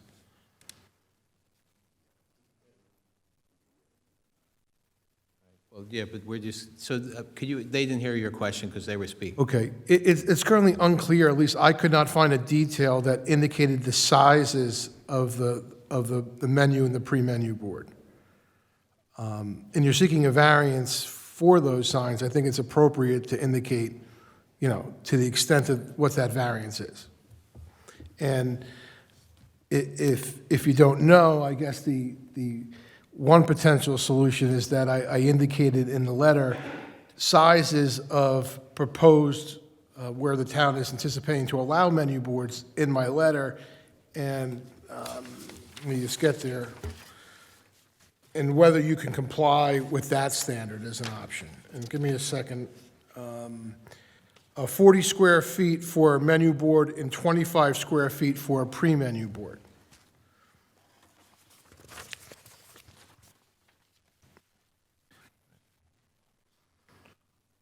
Right, and that's on page 4 of your report. Yes. Yes. We're going to double check that. They're going to pull Okay. up the plans. Hopefully, the answer is yes, we meet those. I mean, you should have an indication of what you're requesting, I agree. think. Before we finish, we'll come back with that. Traffic question. You had just been speculating and came up with possibly 70 cars an hour being processed through that area. Earlier testimony from the Starbucks representative said around 65% of the cars want to come through there. Peak trip generation, 211 vehicles. You're at 120 plus cars. All this math just doesn't add up. Well, actually, the math, I mean, if you look into the hard detail of this, I think the information Mr. Troutman provided in his review letter is very helpful, because that 13-car queue, if you look at how many vehicles were processed through the drive-through during that peak hour, that 8 to 9 peak hour, if I'm not correct, I think it was 74 cars, which is almost dead on the number that we're talking about. Drive-through being 60+% of the 211 vehicles that are being generated, the 108 in, 103 out, 108 in times 60, 70%, it's in that 74 range. So that Raritan store is very indicative of what we're proposing here, and the numbers work out really well to anticipate a 13-car queue here at Max. Right, so the 211 vehicle trip generation was a combination of cars in and cars out. Correct, in and out. I'm sorry if I wasn't clear about that, yes. Yes, okay, yeah, I was thinking it was 211 in. Regarding that left-hand turn, I get on the Parkway every morning, and I'm aware of the gaps you're talking about, and they do occur, but they're not that big of a gap because, you know, when you're making the lefts from onto Raritan, Raritan has a right-hand turn green light that keeps going, and there's almost no interruption. They get the red when the coming towards the Parkway has the green light open up. So there's a gap that does develop, but there's going to be 50 cars an hour, you're saying, sitting in that left-hand turn lane, blocking people that want to go through to make the left onto Raritan, waiting for that gap to develop. So you're going to be stacking, queuing a couple of cars there, interfering with traffic, and then eventually the person's just going to give up and put his foot down on gas. I still think it's a dangerous scenario that's being developed with that left in. Is this a scenario that Starbucks has to have or can't live without? Yeah, I can't speak for Starbucks. I know that since it's an existing condition and the county approved it, they certainly want to pursue it. Let's be serious. Existing condition on a restaurant that again, I've lived here quite a while, go on weekends. Occasionally, the most cars that were making left-hand turns coming off the Parkway was during St. Patty's Day, coming into there. Most of the times, it's one car, 2 cars an hour tops, not 50. And it's not at 8 o'clock in the morning. This is more like at 4 or 5 o'clock at night, which Raritan Road backs up, and we're happy to be proud to be the busiest intersection in Union County. It seems very dangerous to continue to consider that. This is, when I was out there again looking at it tonight before I came, I was thinking through scenarios of, I think, where you're heading. You know, can we just get rid of that left turn in? What is the option for anybody coming off the Parkway to get into the Starbucks if it doesn't happen? And the answer is, and this is unfortunate, they would go into the left turn for the White Castle, which is permitted, and I saw somebody doing it today, and then get themselves back into the back, and it just makes for a longer loop around. So that the option, which, you know, sometimes there's not a lot of options on the outbound side for some of these restaurants that are along this section of Central. This would create, I think, a really bad alternative for the inbound, and the county's approved it because they think it'll work. I think you're talking about the entrance to Goodyear. White Diamond, does it have an entrance? Sorry, White Diamond. White Diamond has an inbound only. I go to Goodyear also, and I've seen many potential accidents with people slowly turning into the driveway and people whipping around off of Raritan Road. And they're very you're a little bit further away from the intersection, so it gives a little bit more time, but it's... Yeah, and I think that's part of the reason that with the dual left turn lane, I think if the dual left turn lane wasn't there, we'd have a much more difficult time with the county. But that's part of the striping improvement that they requested of us in order to make this, You keep saying striping, that doesn't improve safety from a car trying to cut across. The striping was for pedestrians. I'm talking about two cars hitting each other. Anyone else have questions? Sure. First, a comment. I don't even know if you're confident why the county approved it based on some of the things that you were saying. And then I'll just say what Kevin said. People coming around that bend, making a right onto Central, when they have the green, and someone making a left in is going to cause chaos. I understand the approval from the county, and that's fine. I want to know two things. A report from my police department. God bless the county. They're in Elizabeth. I care about my police department. Says it appears that allowing left-hand turns into the property from Central Ave could create a hazardous condition. Sometimes there's not an alternative, but one alternative that I'm not going to accept is a hazardous condition. The other thing is you're saying the left-hand turn allows people, yes, those people are making a left onto Raritan, okay? Passing cars, all that stuff is fine. When people, like Kevin just said, are backed up, they're going to swerve around, they're going to cause chaos, there's going to be horns, there's going to be arguments. It's not a good spot. It's not safe. I think of my 17-year-old daughter making a right-hand turn around Diamond, and 2 seconds later, there's someone making a left. The proximity does not work, in my opinion.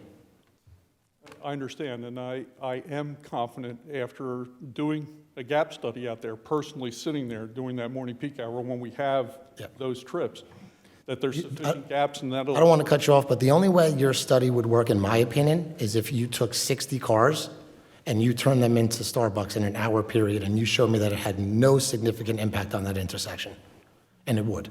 I think the issue is reports versus reality here. You have reports that you've done, and we have reality because we live it. And that really seems to be the issue here. So, I mean, you're saying there's a lot of things, and there's gaps and all of this stuff, and there is, but I don't think it's as frequent as you think it is. And you're doing it by reports and through studies, and I get that, but again, we live through it. Well, just so that you know, when you say reality, I mean, the gap study that I did was an actual reality. I sat there for 6:30 to 9 in the morning to see exactly how many gaps, how many appropriate gaps, and that signal timed those gaps appropriately. I understand it. I'm talking about gaps in the traffic going from Raritan to the Parkway. So those gaps are going to remain regardless of whether the Starbucks is there or not. So what I'm saying is, it was real. It wasn't a report. Yeah. Mr. Chairman, if I may? Yes, sir. Mr. Shropshire, you testified that there's 55 vehicles an hour, peak hour, that want to make the left turn in from that left turn lane.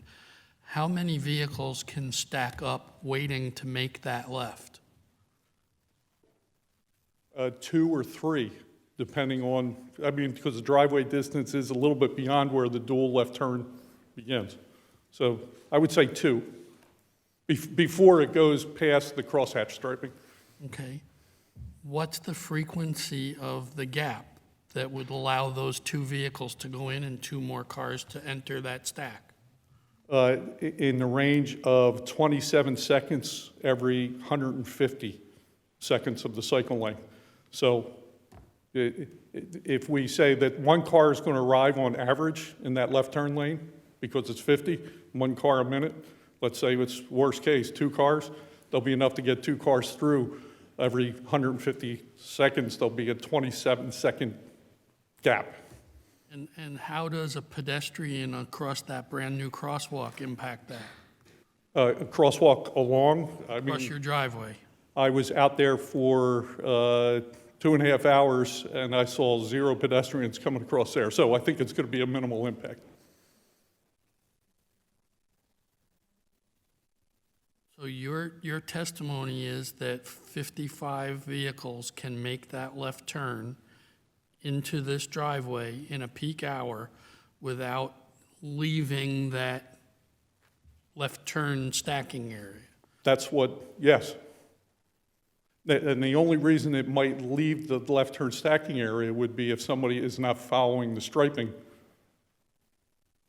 Because if somebody's fighting to get into that lane and they, instead of queuing up, they do something that's illegal, which would be crossing over the double yellow line, sitting in the crosshatch area, we can't control illegal driving behavior. But in this case, with regard to the two vehicles, I think that will work with regard to the gaps that are out there created by the signal. And 55 vehicles a peak hour can make that left turn safely? Yes. In my opinion, yes. I have a question. So you just said that you sat there and there was no pedestrians crossing the driveway. Correct. Okay, in an empty building that's been abandoned with a tire store next door and a dermatologist next door. And now you have a Starbucks, which is very popular amongst younger people that like to go there. Do you think the probability of more people walking across there would be higher? There could be pedestrians that are walking in there, but I don't think it's going to create any high demand that would inhibit the left turns coming into the site. It may inhibit one or two, but I don't think that is going to be substantial. You don't think a group of 7 or 8 or 9 or 10, 15-year-olds would walk across the driveway at the same time? If that happened and they took their time about doing it, yeah, it could. So you could have an issue if they're doing something that they shouldn't be doing. I just want to give the board an order of magnitude of what I saw when I was out there with regard to, I mean, I'm trying to give you the real numbers so that you know. In terms of the gaps, 6 seconds or more, I mean, that's an acceptable gap to make a left turn. If you have 6 seconds, there was 148 gaps within that hour of 6 seconds or more. So it's, you know, even if I'm wrong by a little bit, there's a heck of a lot of gaps out there for the ability to accommodate the left turn vehicles into the site. So that's what the signal cycle does to allow for the gapping in traffic and the movement into the site.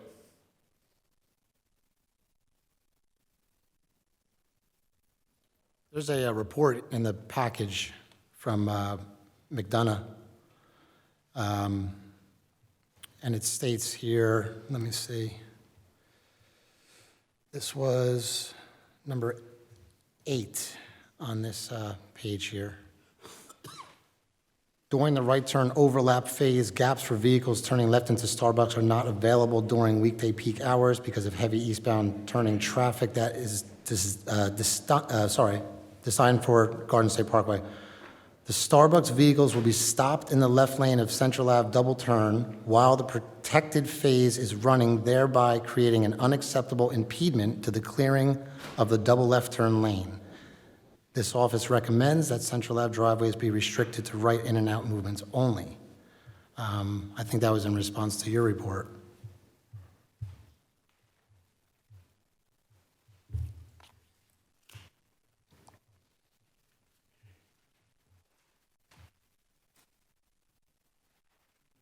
That's correct. Any comments on that, or? Yeah, the TRC, we were discussing this at length. It's part of the reason that I went out to confirm what my suspicions were with the gap study. And again, having this under county jurisdiction, and I understand where you're coming from, but the county does have jurisdiction with regard to that movement, and they were comfortable and also asked for a restriping. Even though it's minor, it does have an impact, and therefore we're complying with their wishes.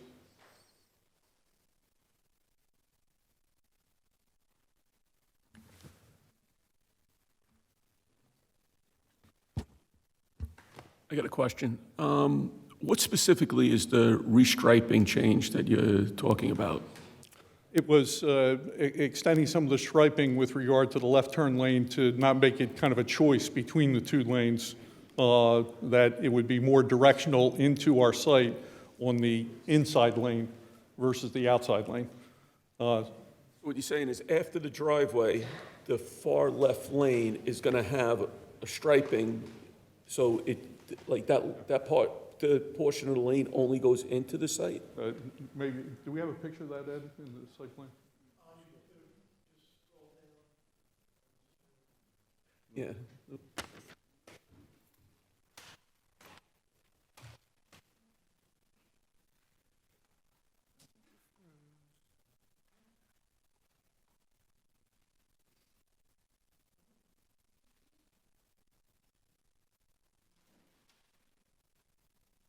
Yeah, you could use that one. It has the... Yep. This one? Yep, that's it. So, if you can see, the minor striping was to not have skip striping in this area, which is in the area of the driveway. The county specifically, when they were reviewing this, said, can you extend that stripe to go beyond where the existing striping is so that there is the appearance that this is more of a designated lane for this section of the left turn lane to go into the site, and then beyond that would be the left turn lane in a dual purpose. So we were more than willing to do that since it was a fairly minor striping change.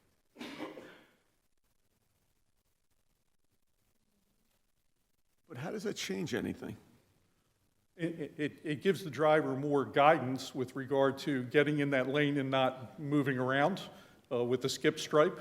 So it's just more designated in that lane for its purpose, extending back to where our driveway is. Okay, so people who are in that lane are going to get stuck in that lane, not be able to move over into the second right or move right to go around any car that's waiting. If you're behind that car, Yeah. yes. And actually, that's a condition that occurs today. Again, I was out there today, and I'm sure you've all experienced it, that the queue happens. But the good news is that traffic signals time pretty efficiently to clear a lot of that traffic every single cycle lane, and that's a good thing. When you make the left turn off Central into the property, as cars back out to, after they've been parked, has there been consideration that there could also be additional confusion around traffic building up into that driveway, right into the road? Yeah, if we kind of go through the numbers again with regard to if there's 40, 45 vehicles that are actually parking and going into the store over the course of an hour, it's going to be a fairly low turnover of those spaces. So the answer to your question is the driveway has an extension far enough back that the angle parking spaces moving in and out won't inhibit that first or second vehicle in from getting off of the roadway. So that's the thing that we're looking to do, and that's been accommodated on the site. The parallel parking spaces, that's going to be a little bit more interesting in terms of how that happens. But as you can see, the width of that driveway, and I'm going to mess this up, but the width of that driveway is like 31 feet. So even if a car is backing out or maneuvering into those parallel parking spaces, there's going to be sufficient room because of the width of that drive aisle to bypass that. I apologize.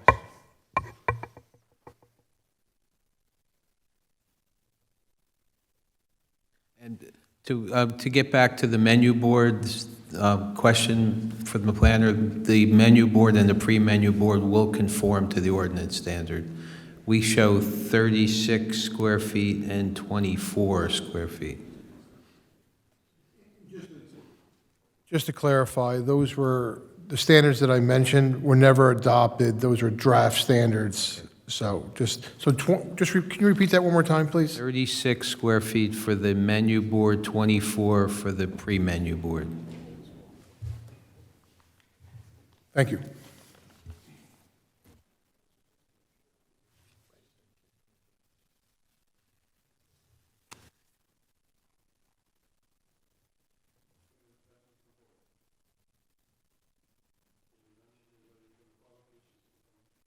Anybody from the public wishes to come forward regarding the testimony just given, please do so.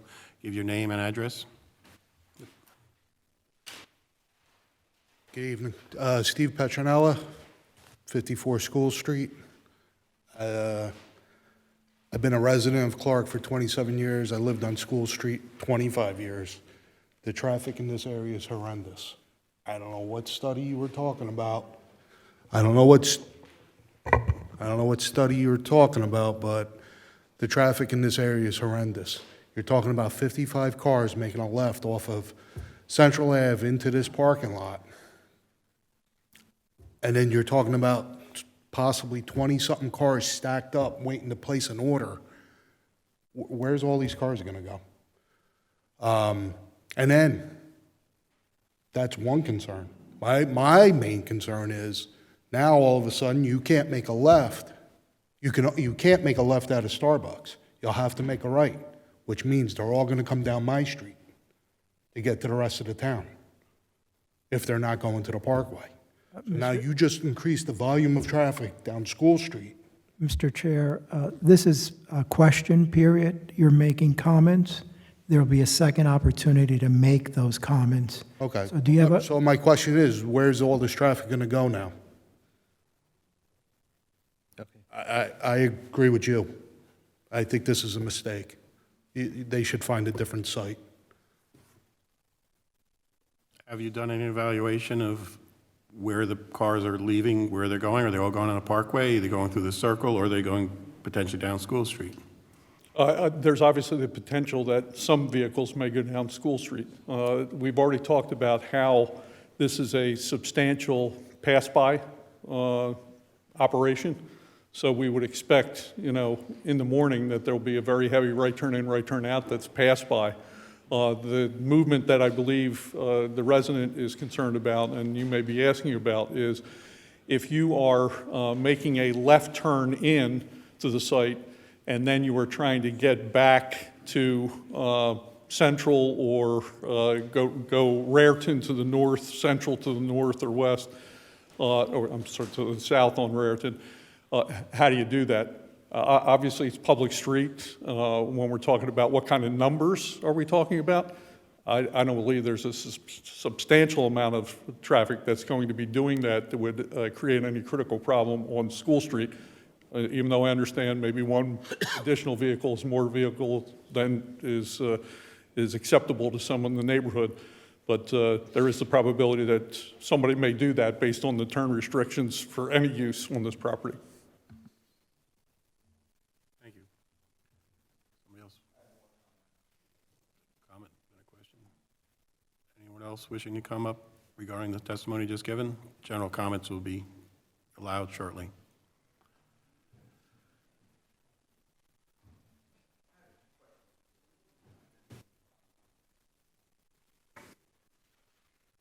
How you doing? John Sampson, 152 Central Avenue in Clark. I'm directly across from you guys. Now, I love Starbucks, Wanch is there, but I do have a question, because if you can help me with this. This is a double yellow. That you can't cross a double yellow to make a left turn. This 2 lanes is to turn left onto Raritan, not into Goodyear, not into White Diamond, or into the old Molly site. So you're talking about the restriping is going to break it where they can turn into your site? No, and let me answer the question. It's a... Of you were...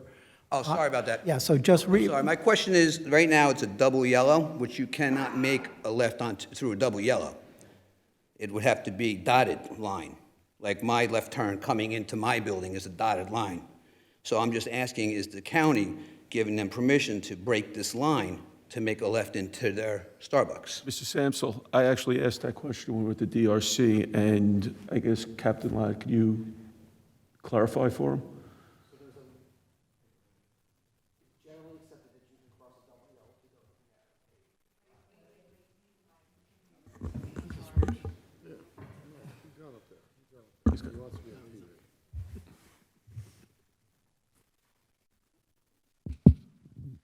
So it's generally... You need to identify yourself, please. I'm sorry? Identify yourself. Captain Chris Lott from Clark PD. So it's generally accepted that you can make left turns over a double yellow line into and out of driveways. I will put a caveat on that there are some prosecutors who will disagree with me, but the The way that I read the statute and the way I've always interpreted the statute is that you can make a left into and out of a driveway going across a double yellow line. Okay, because my understanding is on that road, we have single line with broken double, and that's the pass-throughs to get into each business that's there on both sides of the roadway. So that's just my concern. I have a comment right now, if I can just say it now while I'm up here, that what happens right now is I have a left turn into my strip mall there, 152 Central, that I just rehabbed, and what's occurring on peak hours is you can't make a left into my building because everybody stacks in my lane to make a left onto Raritan. So I can't even get in. I have to go around the block, come all the way around the circle and come back. So I'm just a little concerned that it's going to create more of a hassle for any of my patrons to get into my building with my legal left that's there, which is about that third or car length away from where Starbucks enters. Now, I want Starbucks, don't get me wrong. I'm not trying to put a downer on it. All I'm trying to do is get some clarification and understanding how much more traffic is going to stop my clients from coming into the building from a left turn lane. Do you understand the question, and can you answer it? Dave. I'm not sure there was a question of that last comment, but I would agree with the chief with regard to double yellow lines. In effect says don't pass, don't go over it to pass. It doesn't mean you can't make a left turn into or out of a site to cross that double yellow line.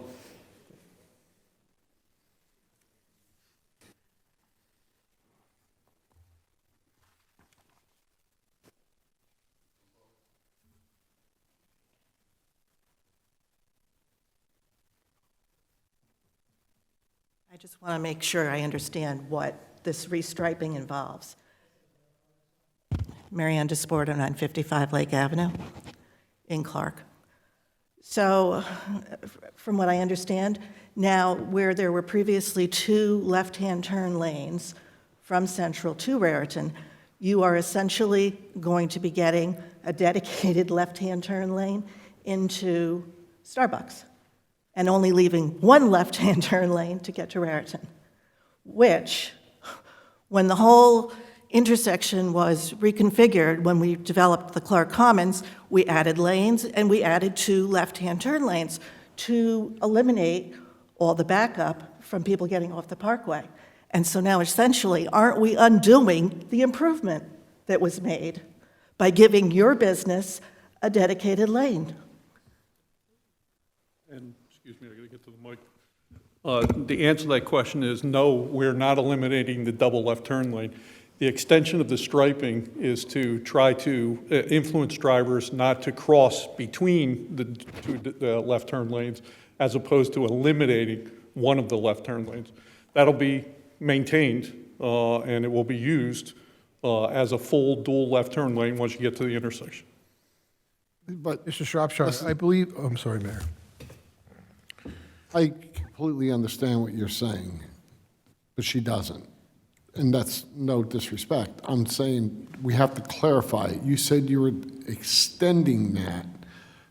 So in essence, it would look like it's kind of dedicated, but there's going to be movement going left into your building if the board approves it, or straight and making a left at the light. So everything's basically going to be the same? That's correct.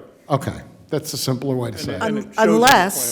Unless you're one of those cars in that left lane wanting to go straight and everybody in front of you wants to go into Starbucks, then you're stuck, correct? No. No. Because you only have a stack of before you hit the yellow. Am I correct in you saying that earlier? Yeah, if one car is queued there to go into Starbucks, or 2 cars are queued there, you can still bypass those 2 cars and get into the second left turn lane. And once the traffic begins to move out of that left turn lane, it's going to open up for both of those lanes to be used. But that's only when we're talking about one of those 50 cars being in that lane. Oh, right. So it's, I get what you're saying. That's why I think there was misunderstanding. I just wanted to clarify it.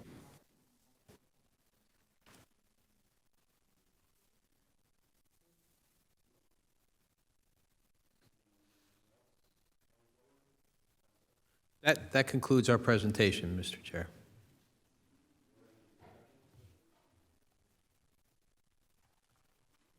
I just want to say that I have seen cars coming off the parkway backed all the way back to Target, trying to make that left turn. So it does get very congested in that area. So I definitely agree with what some of these people are saying, and I do have a concern about that as well. I am one of those people who have to make a left onto Raritan, and it gets very busy after 4 or 5 o'clock, 6 o'clock, and it's going to create more of a hassle.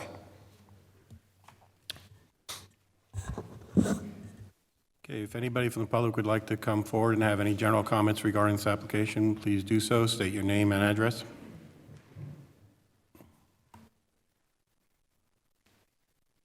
Good evening. Michael Lanny, 101 Delia Terrace. All right, so first off, I think this is a terrible idea. It's way too dangerous.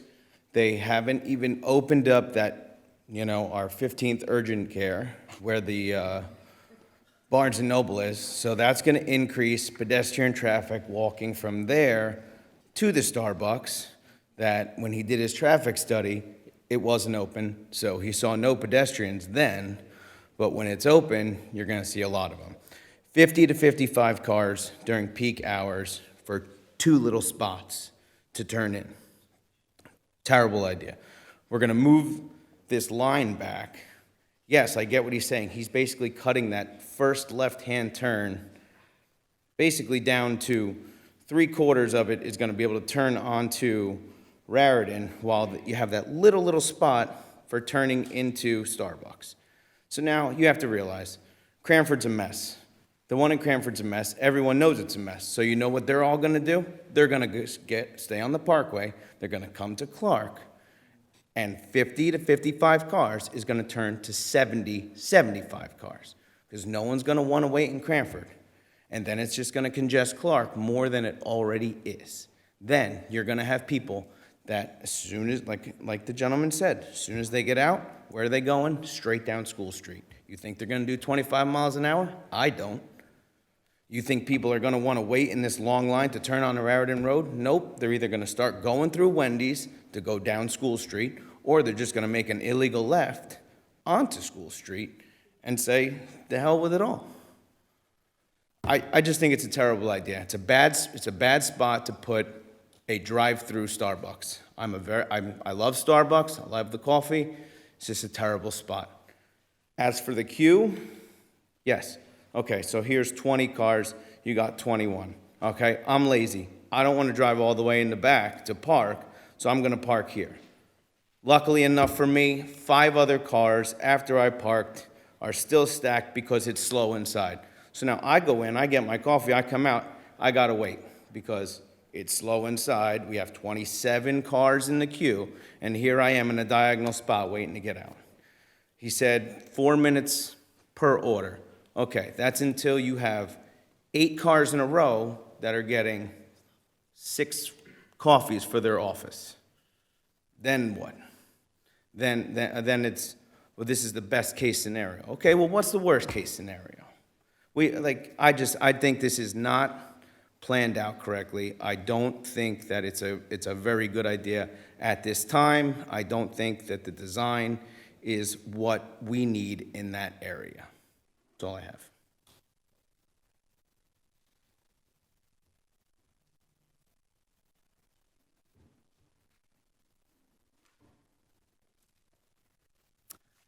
Hi, my name is Justine Petronella, 54 School Street. I just kind of want to follow up what that gentleman said.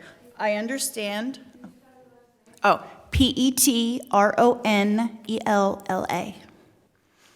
So I understand where the striping is going to change, where Starbucks will then have their turn only for them. What's going to happen is there's going to be only a finite number of cars that can be at the light back to where the new striping will be. And then if they can't get around, because now it's going to cause one long row of cars on the right side until they can bypass the Starbucks traffic. And I see it now. I have a hard enough time getting out of my own driveway from both directions at 6:45 in the morning or 10:45 in the morning, depending on what time I'm going to work. And knowing, sure, you can have a left turn or no left turn sign there. People come down our street from that way all the time. Or, like he said, they're gonna go through Wendy's and they're gonna come down that street anyway. Now, I don't own the street, I only live on the street. But that's what people are gonna do. School Street is 2 blocks long, and we get so much traffic. And Sal, you've heard my mouth all my life here, that there's so much traffic on our street. And then, not only that, when the people are coming from Raritan, on Raritan to make the right at the light, a lot of them bypass the light and go down Gibson or Lexington to come up. So now I get both ways of traffic coming. It's a huge concern for traffic in an already highly driven area. And again, Starbucks is fantastic, not for that spot.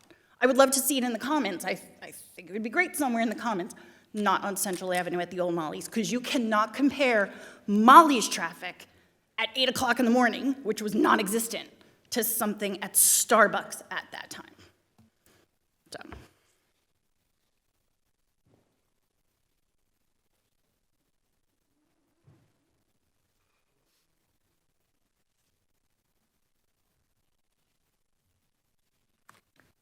Delia Collins, 72 Georgia Street, Clark. Nobody has brought up anything to do with the pedestrians within the complex. You've got 34 parking spots behind the egress into the pickup for the coffee. People have to walk across that. People with children have to walk across that. Is there going to be a sign saying don't block the crosswalk? You've got you have 25 spots to the rear. Then when you have to cross over again, you have another parking lot. From what I can see, you have 9 more parking spots. So that's 34 parking spots. That's 34 people crossing the area where you're going to have a merge of all these cars coming to the pickup section. Then, when you cross over that, there is no entrance into the masonry building except on the, if you're looking at it this way, on the Raritan Road side. So there's only 6 spots at the main entrance, and you have 34, which I counted, behind the Starbucks, where people will be walking. Now, to get to the entrance and exiting, you have 2 rows of cars coming into the exit to come out onto Central Avenue to make a right to go towards the Parkway. How are they going to alternate who gets to go to the exit first? Is it the people from the parking lot, or is it the people from the drive-up? From what I can see on my little map here, when you go to exit, there's 2 lanes coming out, one from the rear parking lots and one from the drive-up. So when you come to go onto Central Avenue, who has the first dibs coming out? Then you have people walking on Central Avenue, which they say there are not. There are. I'm there many times during the week on Central and Raritan, and there are people that walk. And like they said before, with the opening of a couple of the new medical center, you may have people coming over from there, going to have lunch, going to pick up coffee for their coworkers. You've got a lot of entrances and exits there for pedestrians. And they said, oh, it's only 4 seconds, there's only this many. It only takes 1 second for somebody to get hit. We've had 2 pedestrians hit near the Clark Commons, one in the Commons, one by the ShopRite entrance into ShopRite Way. So it's not uncommon in this area to have pedestrians. Thank you.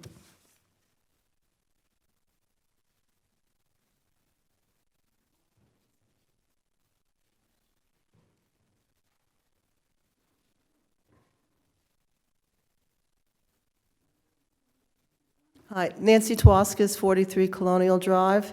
Actually, I have a question. Maybe it's the wrong time to come up, but what does that School Street exit, I think that's what it is, right? School Street EXT, or School Street, what does that mean over there, that on the bottom, I don't know if I could do the mouse, right over, right there. What does that mean?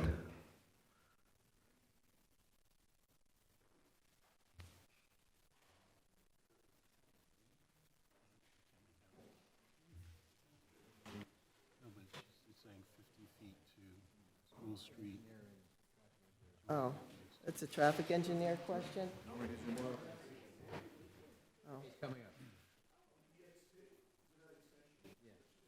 That's the extension of the two right-of-ways where they intersect.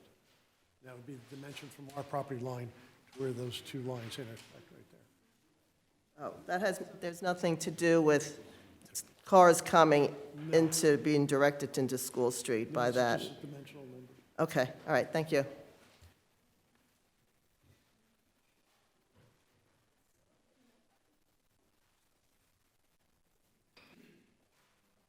Good evening. Carolyn Sullivan Kropp, K-R-O-P-P, 60 Emerald Place in Clark.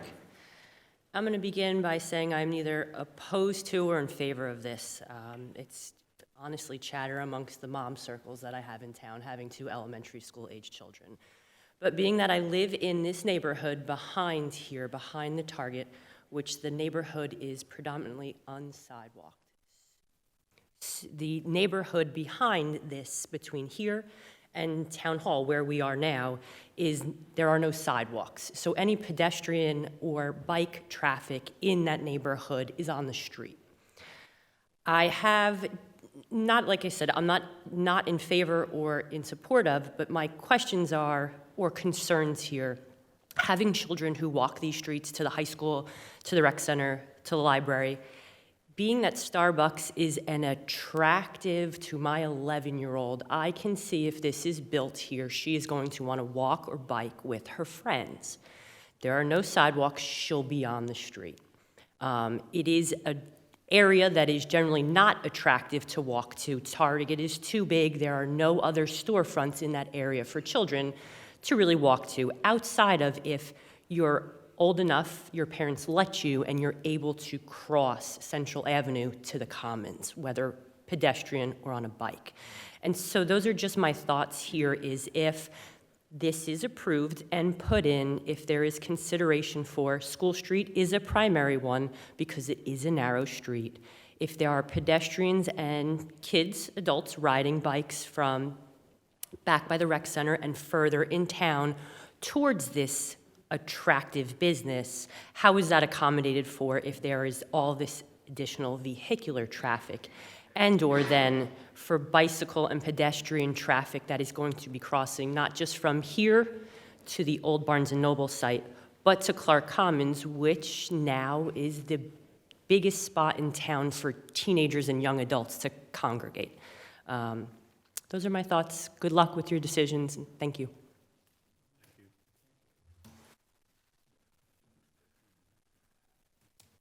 Anyone else wish to come forward? Seeing no one, does the board have any discussions or concerns?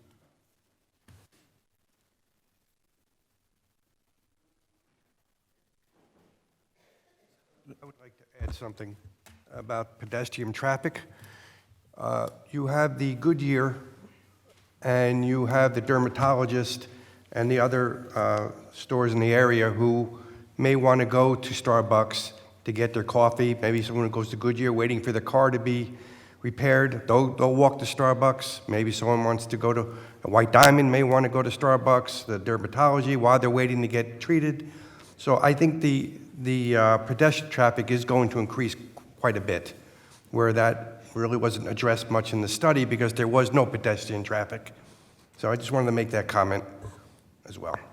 I want to concur as well. Actually, I get my car serviced at Goodyear frequently because I have 2 young boys, so my car is always there. And I actually drop my car off at Goodyear and actually walk from Goodyear, going that way down School Street to home, all right, which is also good exercise as well. So there is pedestrian traffic that goes through that area consistently, from my observations. Thank you, Nate. You know, it seems to me the biggest discussion tonight is that left-hand turn lane. You know, even some of the people out here who seem to like Starbucks but don't like the idea of the left-hand lane. I've been thinking about this for several days now. Prior to hearing the testimony, you know, you scrimmage things in your own mind to try to figure things out. The whole intersection's a mess, let's be honest about it. No one's going to sit here and lie. It's the busiest intersection in all of Union County. Choices you got to make. Okay, we reject this application. What's going to go there?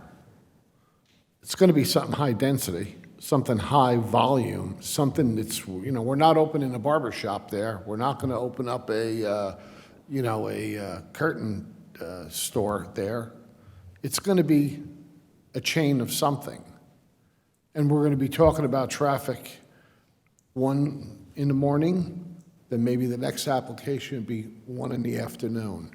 I hear about pedestrian traffic, and I was hit by a car back in 1989 in Roselle doing a job. It's not funny. It wasn't my fault, thank God.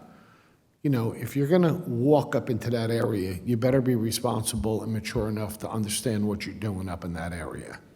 You know, former councilman used to scream and yell about putting a bridge over there. You can't, it's impossible, because somebody got hit by a car. I don't mean to be facetious, but if you're going to cross Central Avenue completely across, you're going to get hit by a car. You know, what do you want me to do? Dig you a tunnel, build you a bridge? So, I mean, there's a little bit of responsibility here. We as a board can't dictate or deny on Lexington, Gibson, School Street, Westfield Avenue. It's not our job. So the question I keep wrestling with is, if not this, then what if?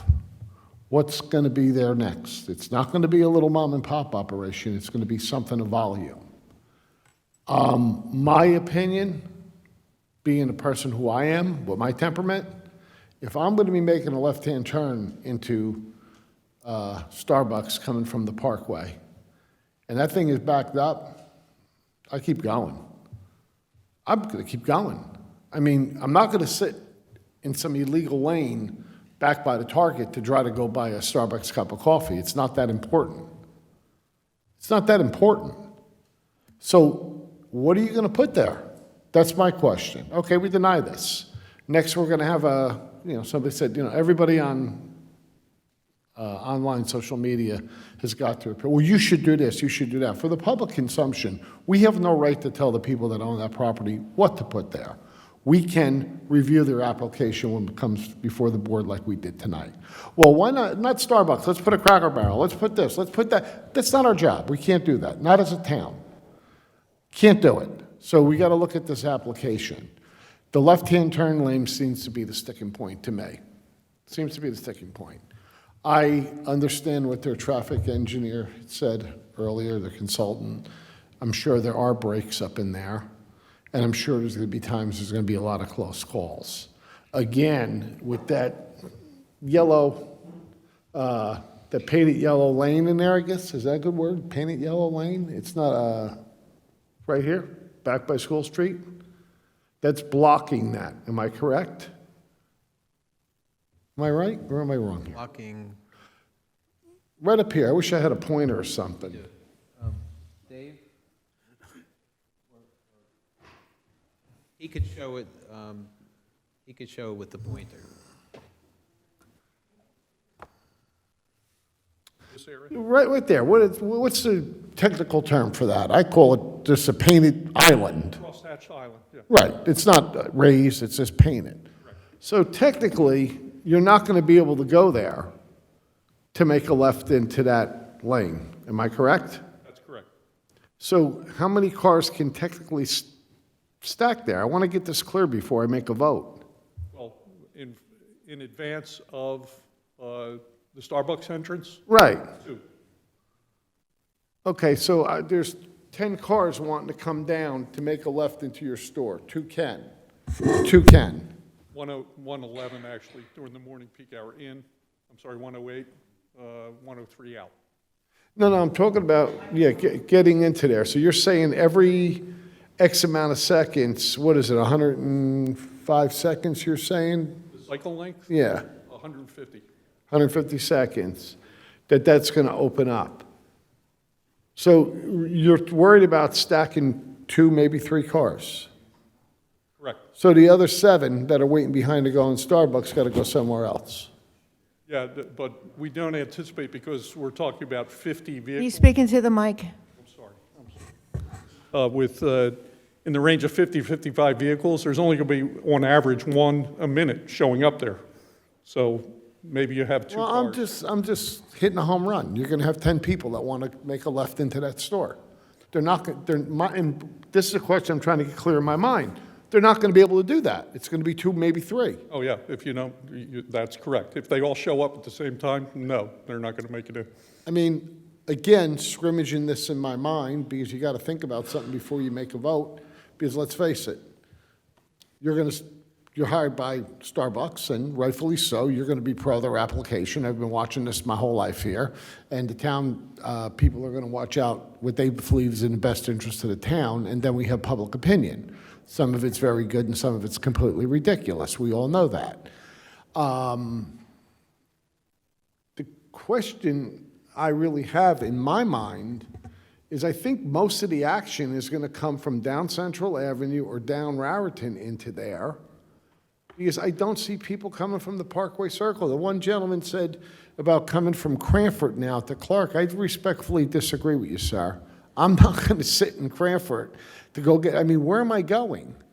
Where am I going? If I'm going to go to Cranford and say, did they tell me about that Starbucks there? I don't patronize it, so I really don't know. I looked at it the other day, though, going to my brother-in-law's on Christmas, because I knew this was coming up, and it's a very small lot. I mean, it's a dinky lot. This is much, much bigger, much bigger. But I'm certainly, if I live in Cranford, I'm not going to leave Cranford to come to Clark to get a coffee and to go back to Cranford. It doesn't make a lot of sense, so I'm sorry. So with all due respect, I appreciate your opinion, but I disagree with that.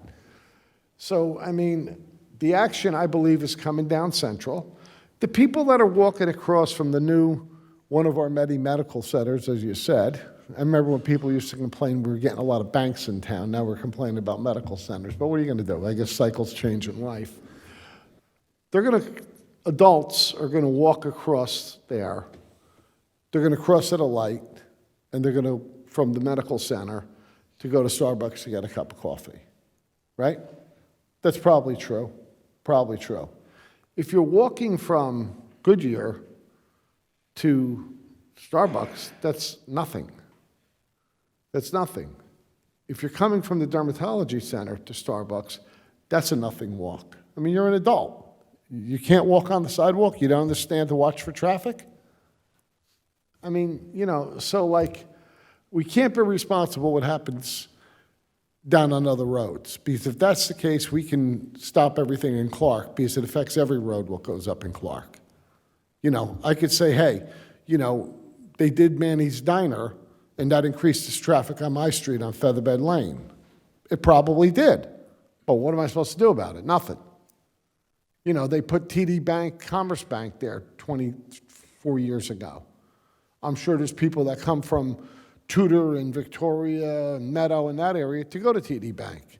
So that increased traffic in front of my house. I can't comply. You can't knock an application down for that. So that's where I'm sitting on this. I mean, I think the action is coming in the opposite direction, and I think there's an honest-to-goodness, absolutely honest-to-goodness worry about the turn going in there. But it's a county road, and they said it's okay. So that's where I'm sitting with it. I would just add one more thing. Something got brought up about children. Being a teacher in Westfield, that Starbucks in Westfield Center attracts a ton of children. Oh, yeah, I'm sure. A ton, and this will do the same. I'm sure. I'm not 100%. That left turn especially is going to make a safe environment for them to get there. So that I have an issue with. With that test. Well, you mean, Mike, do you mean walking or driving? Walking, because they're going to walk. So they're going to come down school. Yeah. And then they're going to, and they're going to walk around, or they're going to come around the other way. But either way, I don't feel 100% safe for them, knowing how many children are going to come. The engineer, where's the engineer? Ed. So if I'm coming down School Street on foot, and I'm going to be on the side of Starbucks, the dermatology center's over there, right? I'm going to hit the sidewalk. No. When I come down the street, there's a sidewalk on Central Avenue, right? Okay, so there's a sidewalk. Listen, we can put sidewalks in. It's simple. You get assessed for it. It's no big deal. You want sidewalks on School Street, see your councilman. We'll assess it over on taxes, and we can do it for you. There's no problem with that. That's easy. But, okay, so you come down School Street. You're going to go into Starbucks. So there's a little sidewalk on Central Avenue. Am I correct? Okay. You got to make a left into Starbucks on foot. How do you do that? You got to walk into the driveway? There's no way to Why don't you come up and provide your answers on the microphone so we can be recorded? Thank you. Okay, so now you're going to walk in to that 31. Now you're going to walk into that 31-foot driveway. Correct? Yes. Okay, and there's going to be cars coming out. Well, in, of course, but you're going to be, the cars that, when I walk up to the walk, the cars are going to be coming out. Cars will be coming in on that side of the 31 feet. Am I correct? Okay. Now that we got that established, the question I have for you, that's a bit dangerous. That's dangerous. Could be. I want to know if we could put a little. Don't you have a crosswalk? You got a crosswalk going across the parking lot in between the entrance and the exit, according to this. So my question is, that's what I'm trying. Place to walk. But off the sidewalk, Jim, is there a sidewalk going in there? Yeah, right here. Okay, nobody knew that? If you look at 4 of 12. There, we got it up now. Okay, so that is a concrete sidewalk that I can walk on? Correct. So I don't have to go into the driveway? You cross it, if you're coming from School Street, you would cross the egress driveway. And then Please speak into the mic. I'm sorry. Okay, so that should be sufficient enough for safety. Am I correct? That should be sufficient enough for safety, because at first I had some opinion here, like the rest of the folks, that you're going to walk down that sidewalk and walk into the driveway. That's correct. No, it's not correct. You're going to walk into the crosswalk. You walk down the sidewalk and then this sidewalk into the site. Sir, I don't think, You're saying the same thing. did he talk? The guy behind him? I don't think so. Can he, Prez? Oh, you still can when we're done? Okay, If you're coming off School Street, Mayor, with all due respect. sure. Can you please speak into Hey, the mic? listen, sir, let me say one thing. We can have a different opinion, be friends. That's okay with me. I have no problem with that. If we Excuse me. come back on this a little Sir, bit. identify yourself first and make your comment or ask your question. This is not a period of debate between you and a board member. Okay, I'm just addressing a safety concern that the mayor is also addressing. State your name. Michael Lanny, 101 Delia Terrace. So the mayor's saying that you would be on the sidewalk coming from School Street, which is correct. But the people coming out of Starbucks are not looking for pedestrians to their right. They're looking for the cars coming from the left. Yeah, but there's So a it is de- a safety concern. There's a designated walk. That's what I didn't see earlier. They're not walking into the driveway. They're walking into that designated walkway. But to get to the walkway, they have to pass the driveway. And you have There's an exit driveway there, where that arrow They have to is. go over the exit driveway to get to the walkway to get. and what can we do on the exit side of the driveway to make that a little safer? We could always have an additional, we could always have an additional sidewalk before the egress driveway and then have another painted crosswalk. I think we should absolutely have that. And then we could, then they could get connected to this area here. Because he's right, because I'm sorry, on my thing here, it's very small. And I'm trying to see up here, and I'm sharing plans with the administrator, so it's a little difficult. But that's what I was asking for. Now, at that point, I was very happy with that, but if you got to cross the out, then there has to be another egress into that building, painted and properly signed. Engineers, am I correct on this? Correct, we could have it where the hand is shown here. Okay, so could we Can we have an agreement to put that in before we vote, so we know what we're voting on? Is that correct? Yes. Do you guys agree with that, Starbucks board people? So now you have two walks in. If you're coming down from the White Diamond in Goodyear, you're going to walk on the one to the right. If you're coming around School Street or the Dermatology Center, you're going to cross that other one coming into there. And I'm going to ask for it to be properly striped and signed in accordance with our traffic and our engineer. That's a very good suggestion, and we certainly would design it to satisfaction of your engineer. Okay? Well, could you just describe exactly what you're proposing? I don't know. If the engineer could do it. Can you describe verbally what we're suggesting here? Certainly. We're proposing to put a sidewalk prior to the egress driveway. Sidewalk or crosswalk? A sidewalk from here all the way, then a painted sidewalk here, and then a painted crosswalk, and then connected to the concrete area. So there would be a sidewalk connection from the existing Central Ave sidewalk to the driveway, Curb line, and then a crosswalk correct. to the next curb line. And if there's any proper signage we need also. Not that idiots that are driving like idiots pay attention to signs, they don't, but for the record, we should have them if we need them. It's up to you. We could have signs there too. Okay. I think, Mayor, you brought up a good point. There was talk of a Chick-fil-A possibly coming here. That would just change the time. It would be busy from 11 o'clock. Well, listen, again, I'm not trying to stick up for anybody. I try to look at every application on its merits. I don't own a piece of Starbucks. I don't own stock in it. And frankly, with all due respect, I don't go there. Cranford's too far for me. My kid does, though, believe that or not, but that's her problem. Well, I'm agreeing But that. the thing is, right, if a Somebody's gonna Chick-fil-A come in wanted to with go there, something, it's going to be a problem at dinner time. If you got a great chain restaurant type of thing, there's going to be a problem at dinner time. If I open a breakfast place there, the way I cook it breakfast, there's going to be a problem there then. I mean, we got to be a little realistic to what's there. And again, I'm sorry, I'm just under the belief, maybe it's me, maybe I'm getting old, but I'll be damned if I'm going to be waiting in a line to make a left-hand turn to get a cup of coffee for 15 minutes before I can get into the place. And there's no place to properly stack the car. With that yellow painted island, you can't stop there and park a car there. So if you're going to have 2 or 3 cars there, regardless of the break in the action where they can make a left in, I'm sure there's going to be times there's 5 or 6 cars wanting to get in there. The other 2 or 3 are going to have to say, hey, the hell with this, I got to go somewhere else. There's nowhere else. About the people who want to make a left onto Raritan, now they're all backed, all the traffic is all backed up. Well, no, they're going to be able to get in and around. They're still going to be able to get in and around. If they get into they get into Goodyear, and they get into White Diamond that way, too. So that's the other thing that's kind of weird about this application. You can make a left into Goodyear, and I understand Goodyear doesn't have peaks and flows like this place does. There's no doubt about it.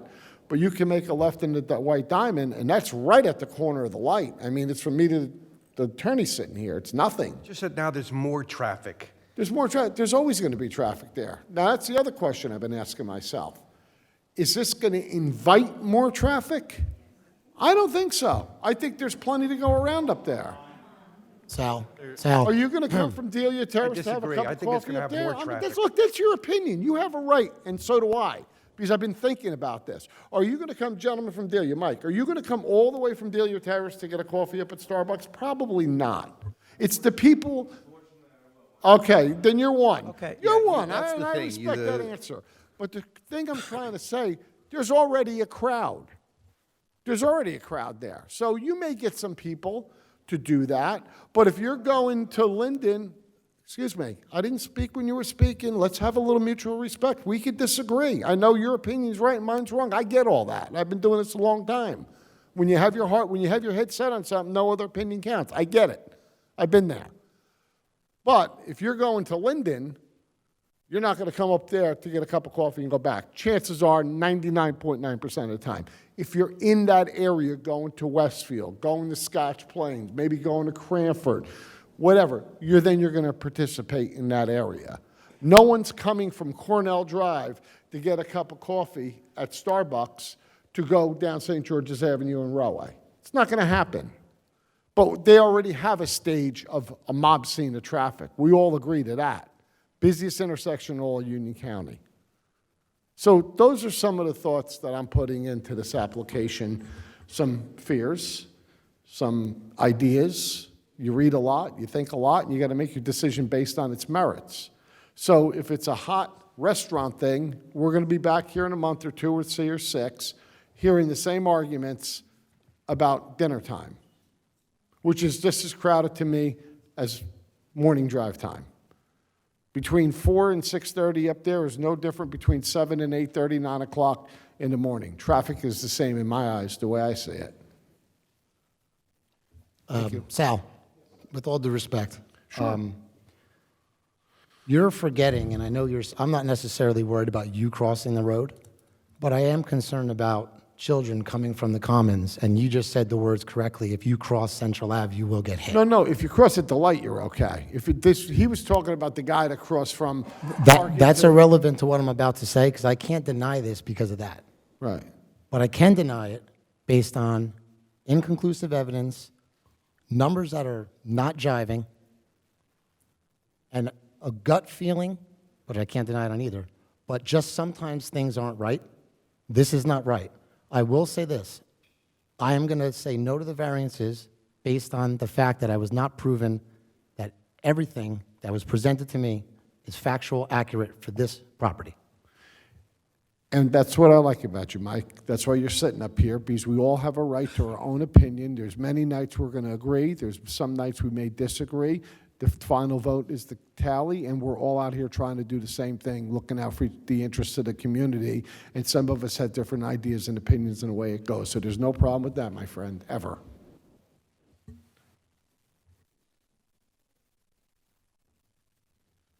Just getting back to it, though, the number of new people who are going to be crossing, I agree there's going to be more than there's currently. Yes, and that's something that, is going to happen irrespective of if it's this, or it's an ice cream shop, or if it's, a Tim Hortons, right? You're still going to have that problem. But I think the major concern, as I see it, is the left-hand turn into the location. And I think that's where a lot of people are just, for better or for worse, everybody lives here, and they know that intersection and how that backs up, across even though they have those dividing lines, even though you have the left-hand turn going into, I guess it's the north side of, like going towards ShopRite on the north side on Central, and that backs up in any given day. And I think that's the bigger concern. Now, is there anything that, you're willing to do to, alleviate some of that pain? Maybe different hours and no left-hand turns, no left-hand turns. I know that's a big draw for you, but I think that's, if there's anything coming from me, and I'm just, again, I have no idea what's in everybody else's head. I mean, the pedestrian stuff, the concern about stacking, but I think the major is, and I've been there, and I've seen cars trying to just get out of Goodyear, and you got to do 0 to 60 in about a third of a second, right, just to avoid that. And again, I'm just putting it out there. You guys, but I think that's one of the bigger headaches. I could respond, having heard all the testimony and the concerns, the applicant would agree to prohibit the lefts in, even though we believe that legally we have the absolute right to. The county has jurisdiction over that road. The Dunkin' Donuts decision is clear that you can't deny for off-site traffic conditions. And if the county determined that the driveway is safe, we think that's enough. But to satisfy the concerns of the board and the public, we would prohibit lefts in, which would be consistent with what your traffic engineer has requested. Would you therefore reconfigure the driveway?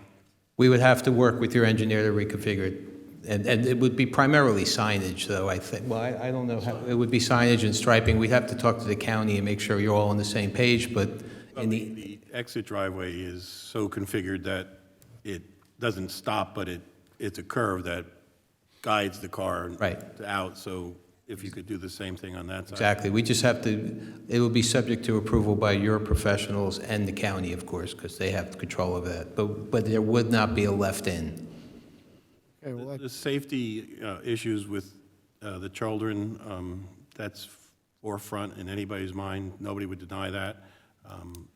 But we as parents have to also take responsibility. And if it's a dangerous area, if we believe it's dangerous, we shouldn't let our kids go there. I agree. And I want to just go on the record, Mr. President, so the School Street families know this. When this was first brought into our office, myself and the administrator, is, hey, we're going to propose a Starbucks there. The first thing, correct, out of our mouths was, do not put an entrance or an exit on School Street. Do not do that. And they said, whoa, okay, we got it.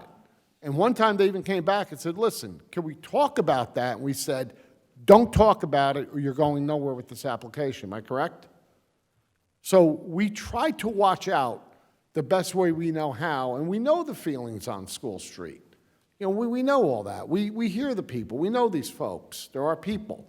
So we know the feelings around, but so they understand we just can't willy-nilly vote things down. You know, I came here as mayor-elect in 2000 screaming about the TD Bank, which was the Commerce Bank. It was going to be a mess, traffic, Donna's husband was on the board, Charlie at the time. Mike, our old president, was here. I said, Mr. Mayor-elect, we can't deny an application for the traffic out on the road. It's the on-site traffic we can deny for. I didn't know nothing. I learned that night. I said, okay. So there is safety concerns with movements, making lefts in, making lefts out. It turned out to be I was dead wrong. The bank didn't bother a soul. It was my mind running away with it, and I was wrong. I said it publicly about 10 times in my life.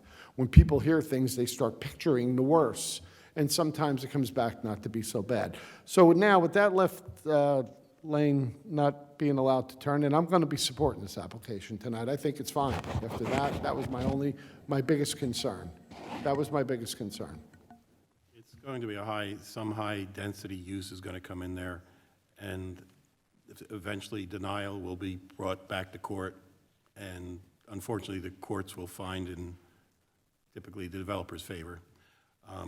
Tweaking, getting concessions, modifications, getting rid of the left-hand turn in, restriping.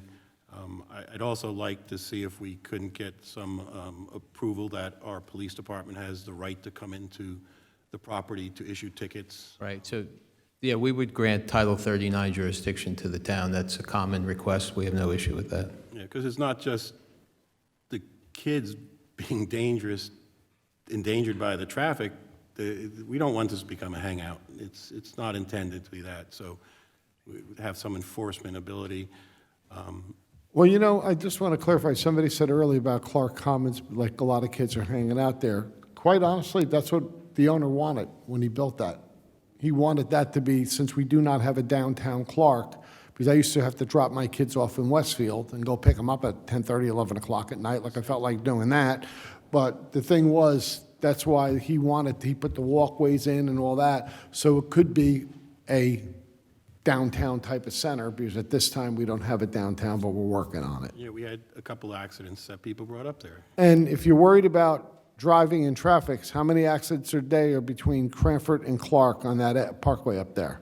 Ask our police. They respond up there multiple times a day. So, you know, we can do everything we can as a board, but the moron behind the wheel, we can't do nothing about it. And they're out there each and every day. So if there's nothing else, I'll make a motion, because it's getting on 10 o'clock, and usually I'm heading to the bed by this time. So to try to keep tradition going, I'm going to make a motion to accept the application. With the conditions. To the conditions of what we talked about here and Counselor, do you have all? satisfying with our engineer. Let me just recap what the variances requested are in the waiver. This is an application for site plan approval. It seeks 3 variances. to permit 18 on-site and 25 off-site parking spaces for a total of 43, where 49 parking spaces are required. Second variance to permit 4 building-mounted signs totaling 54.4 square feet, where up to 53.5 square feet is permitted. 39.5 linear building frontage times 1.5 equals 53.85. The third variance is to permit a menu board and pre-menu board signs within the drive-through area. However, that has been addressed through the representations made by the applicant that the sign conforms with the proposed ordinance, correct? Yeah, they said 36 square feet for the larger sign and 24 square feet for the smaller pre-menu board. Correct. And that conforms. Technically. Well, it doesn't, it's still a variance, but it conforms with the proposed ordinance. Yes. And one design waiver regarding the loading zone. This is from page 3 of the professional plan, I'm sorry, page 2 of the professional planner's report. And on that page, he also states that, or describes the burden of proof that the applicant must meet. Just to briefly review the conditions, you're going to have fencing at both the front and back crosswalk areas. Okay. Four-season landscaping as opposed to a lawn. The architectural plan would be updated to show the materials to be used for the facade.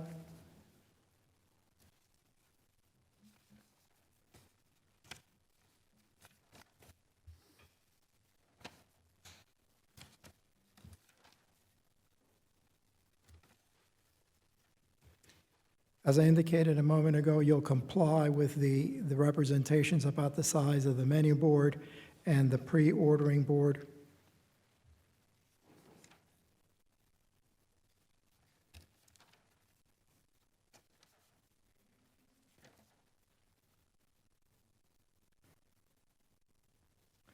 There will be a condition, there will be a new sidewalk on Central Avenue, which basically serves to bypass the driveway entrance by adding direct access to the building.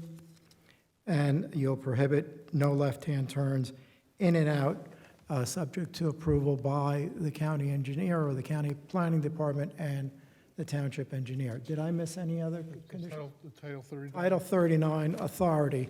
And just to clarify that, Title 39 authority typically refers to on-site parking or on-site traffic violations, Correct. not to loitering and things of that nature.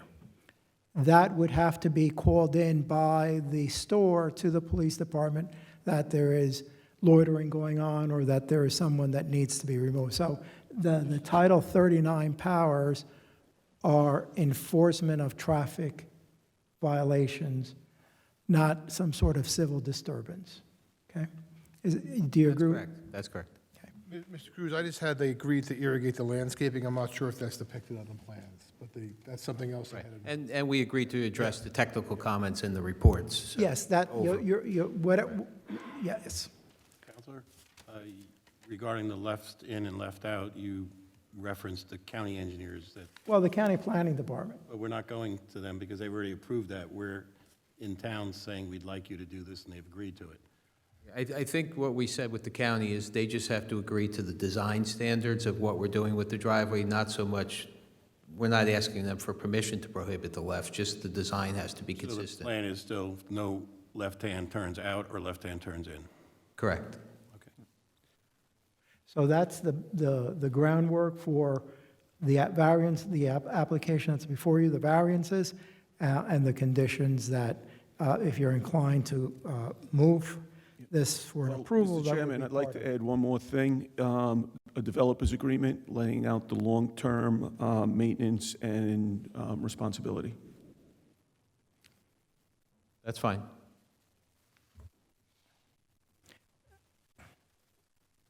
And obviously, you pay whatever the affordable housing fee is for. Yeah, the 2.5%, and the escrows and bonds, et cetera, whatever's required. We have a motion. Do we have a second? I'll second it. No, you did? Okay, can we have a roll call vote? Mayor Bonaccorso? Yes. Mr. Ulrich? Yes. Councilman Maniti? Yes. Mr. Koch? Yes. Mr. Triola? No. Mr. Altman? No. Mr. Jacobson? No. Mr. Steinberg? No. Mr. Klee? Yes. Thank you. It's 5-4. Thank you. Good night, everyone.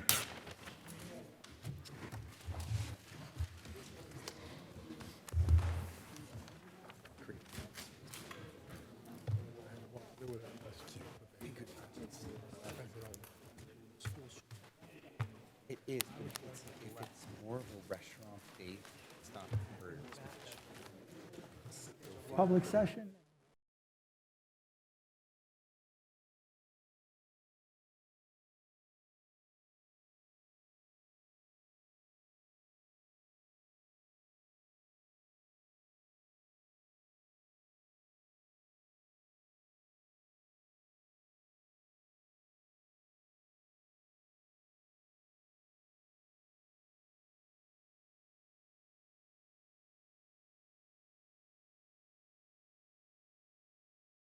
At this point, we could open the public session. I'd like a motion to open the meeting to the public. Can be made, at this point, anyone can come forward for any discussion purposes they'd like.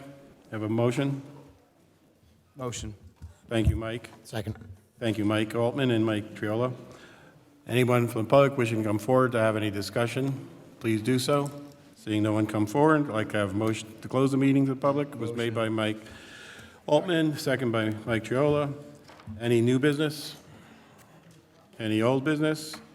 Our next meeting is February 1st, March 7th, and then April 4th. Motion to join the meeting was made by, I have a motion. I motion it. Mike Altman and Nate seconded. Second. Thank you. Meeting is adjourned.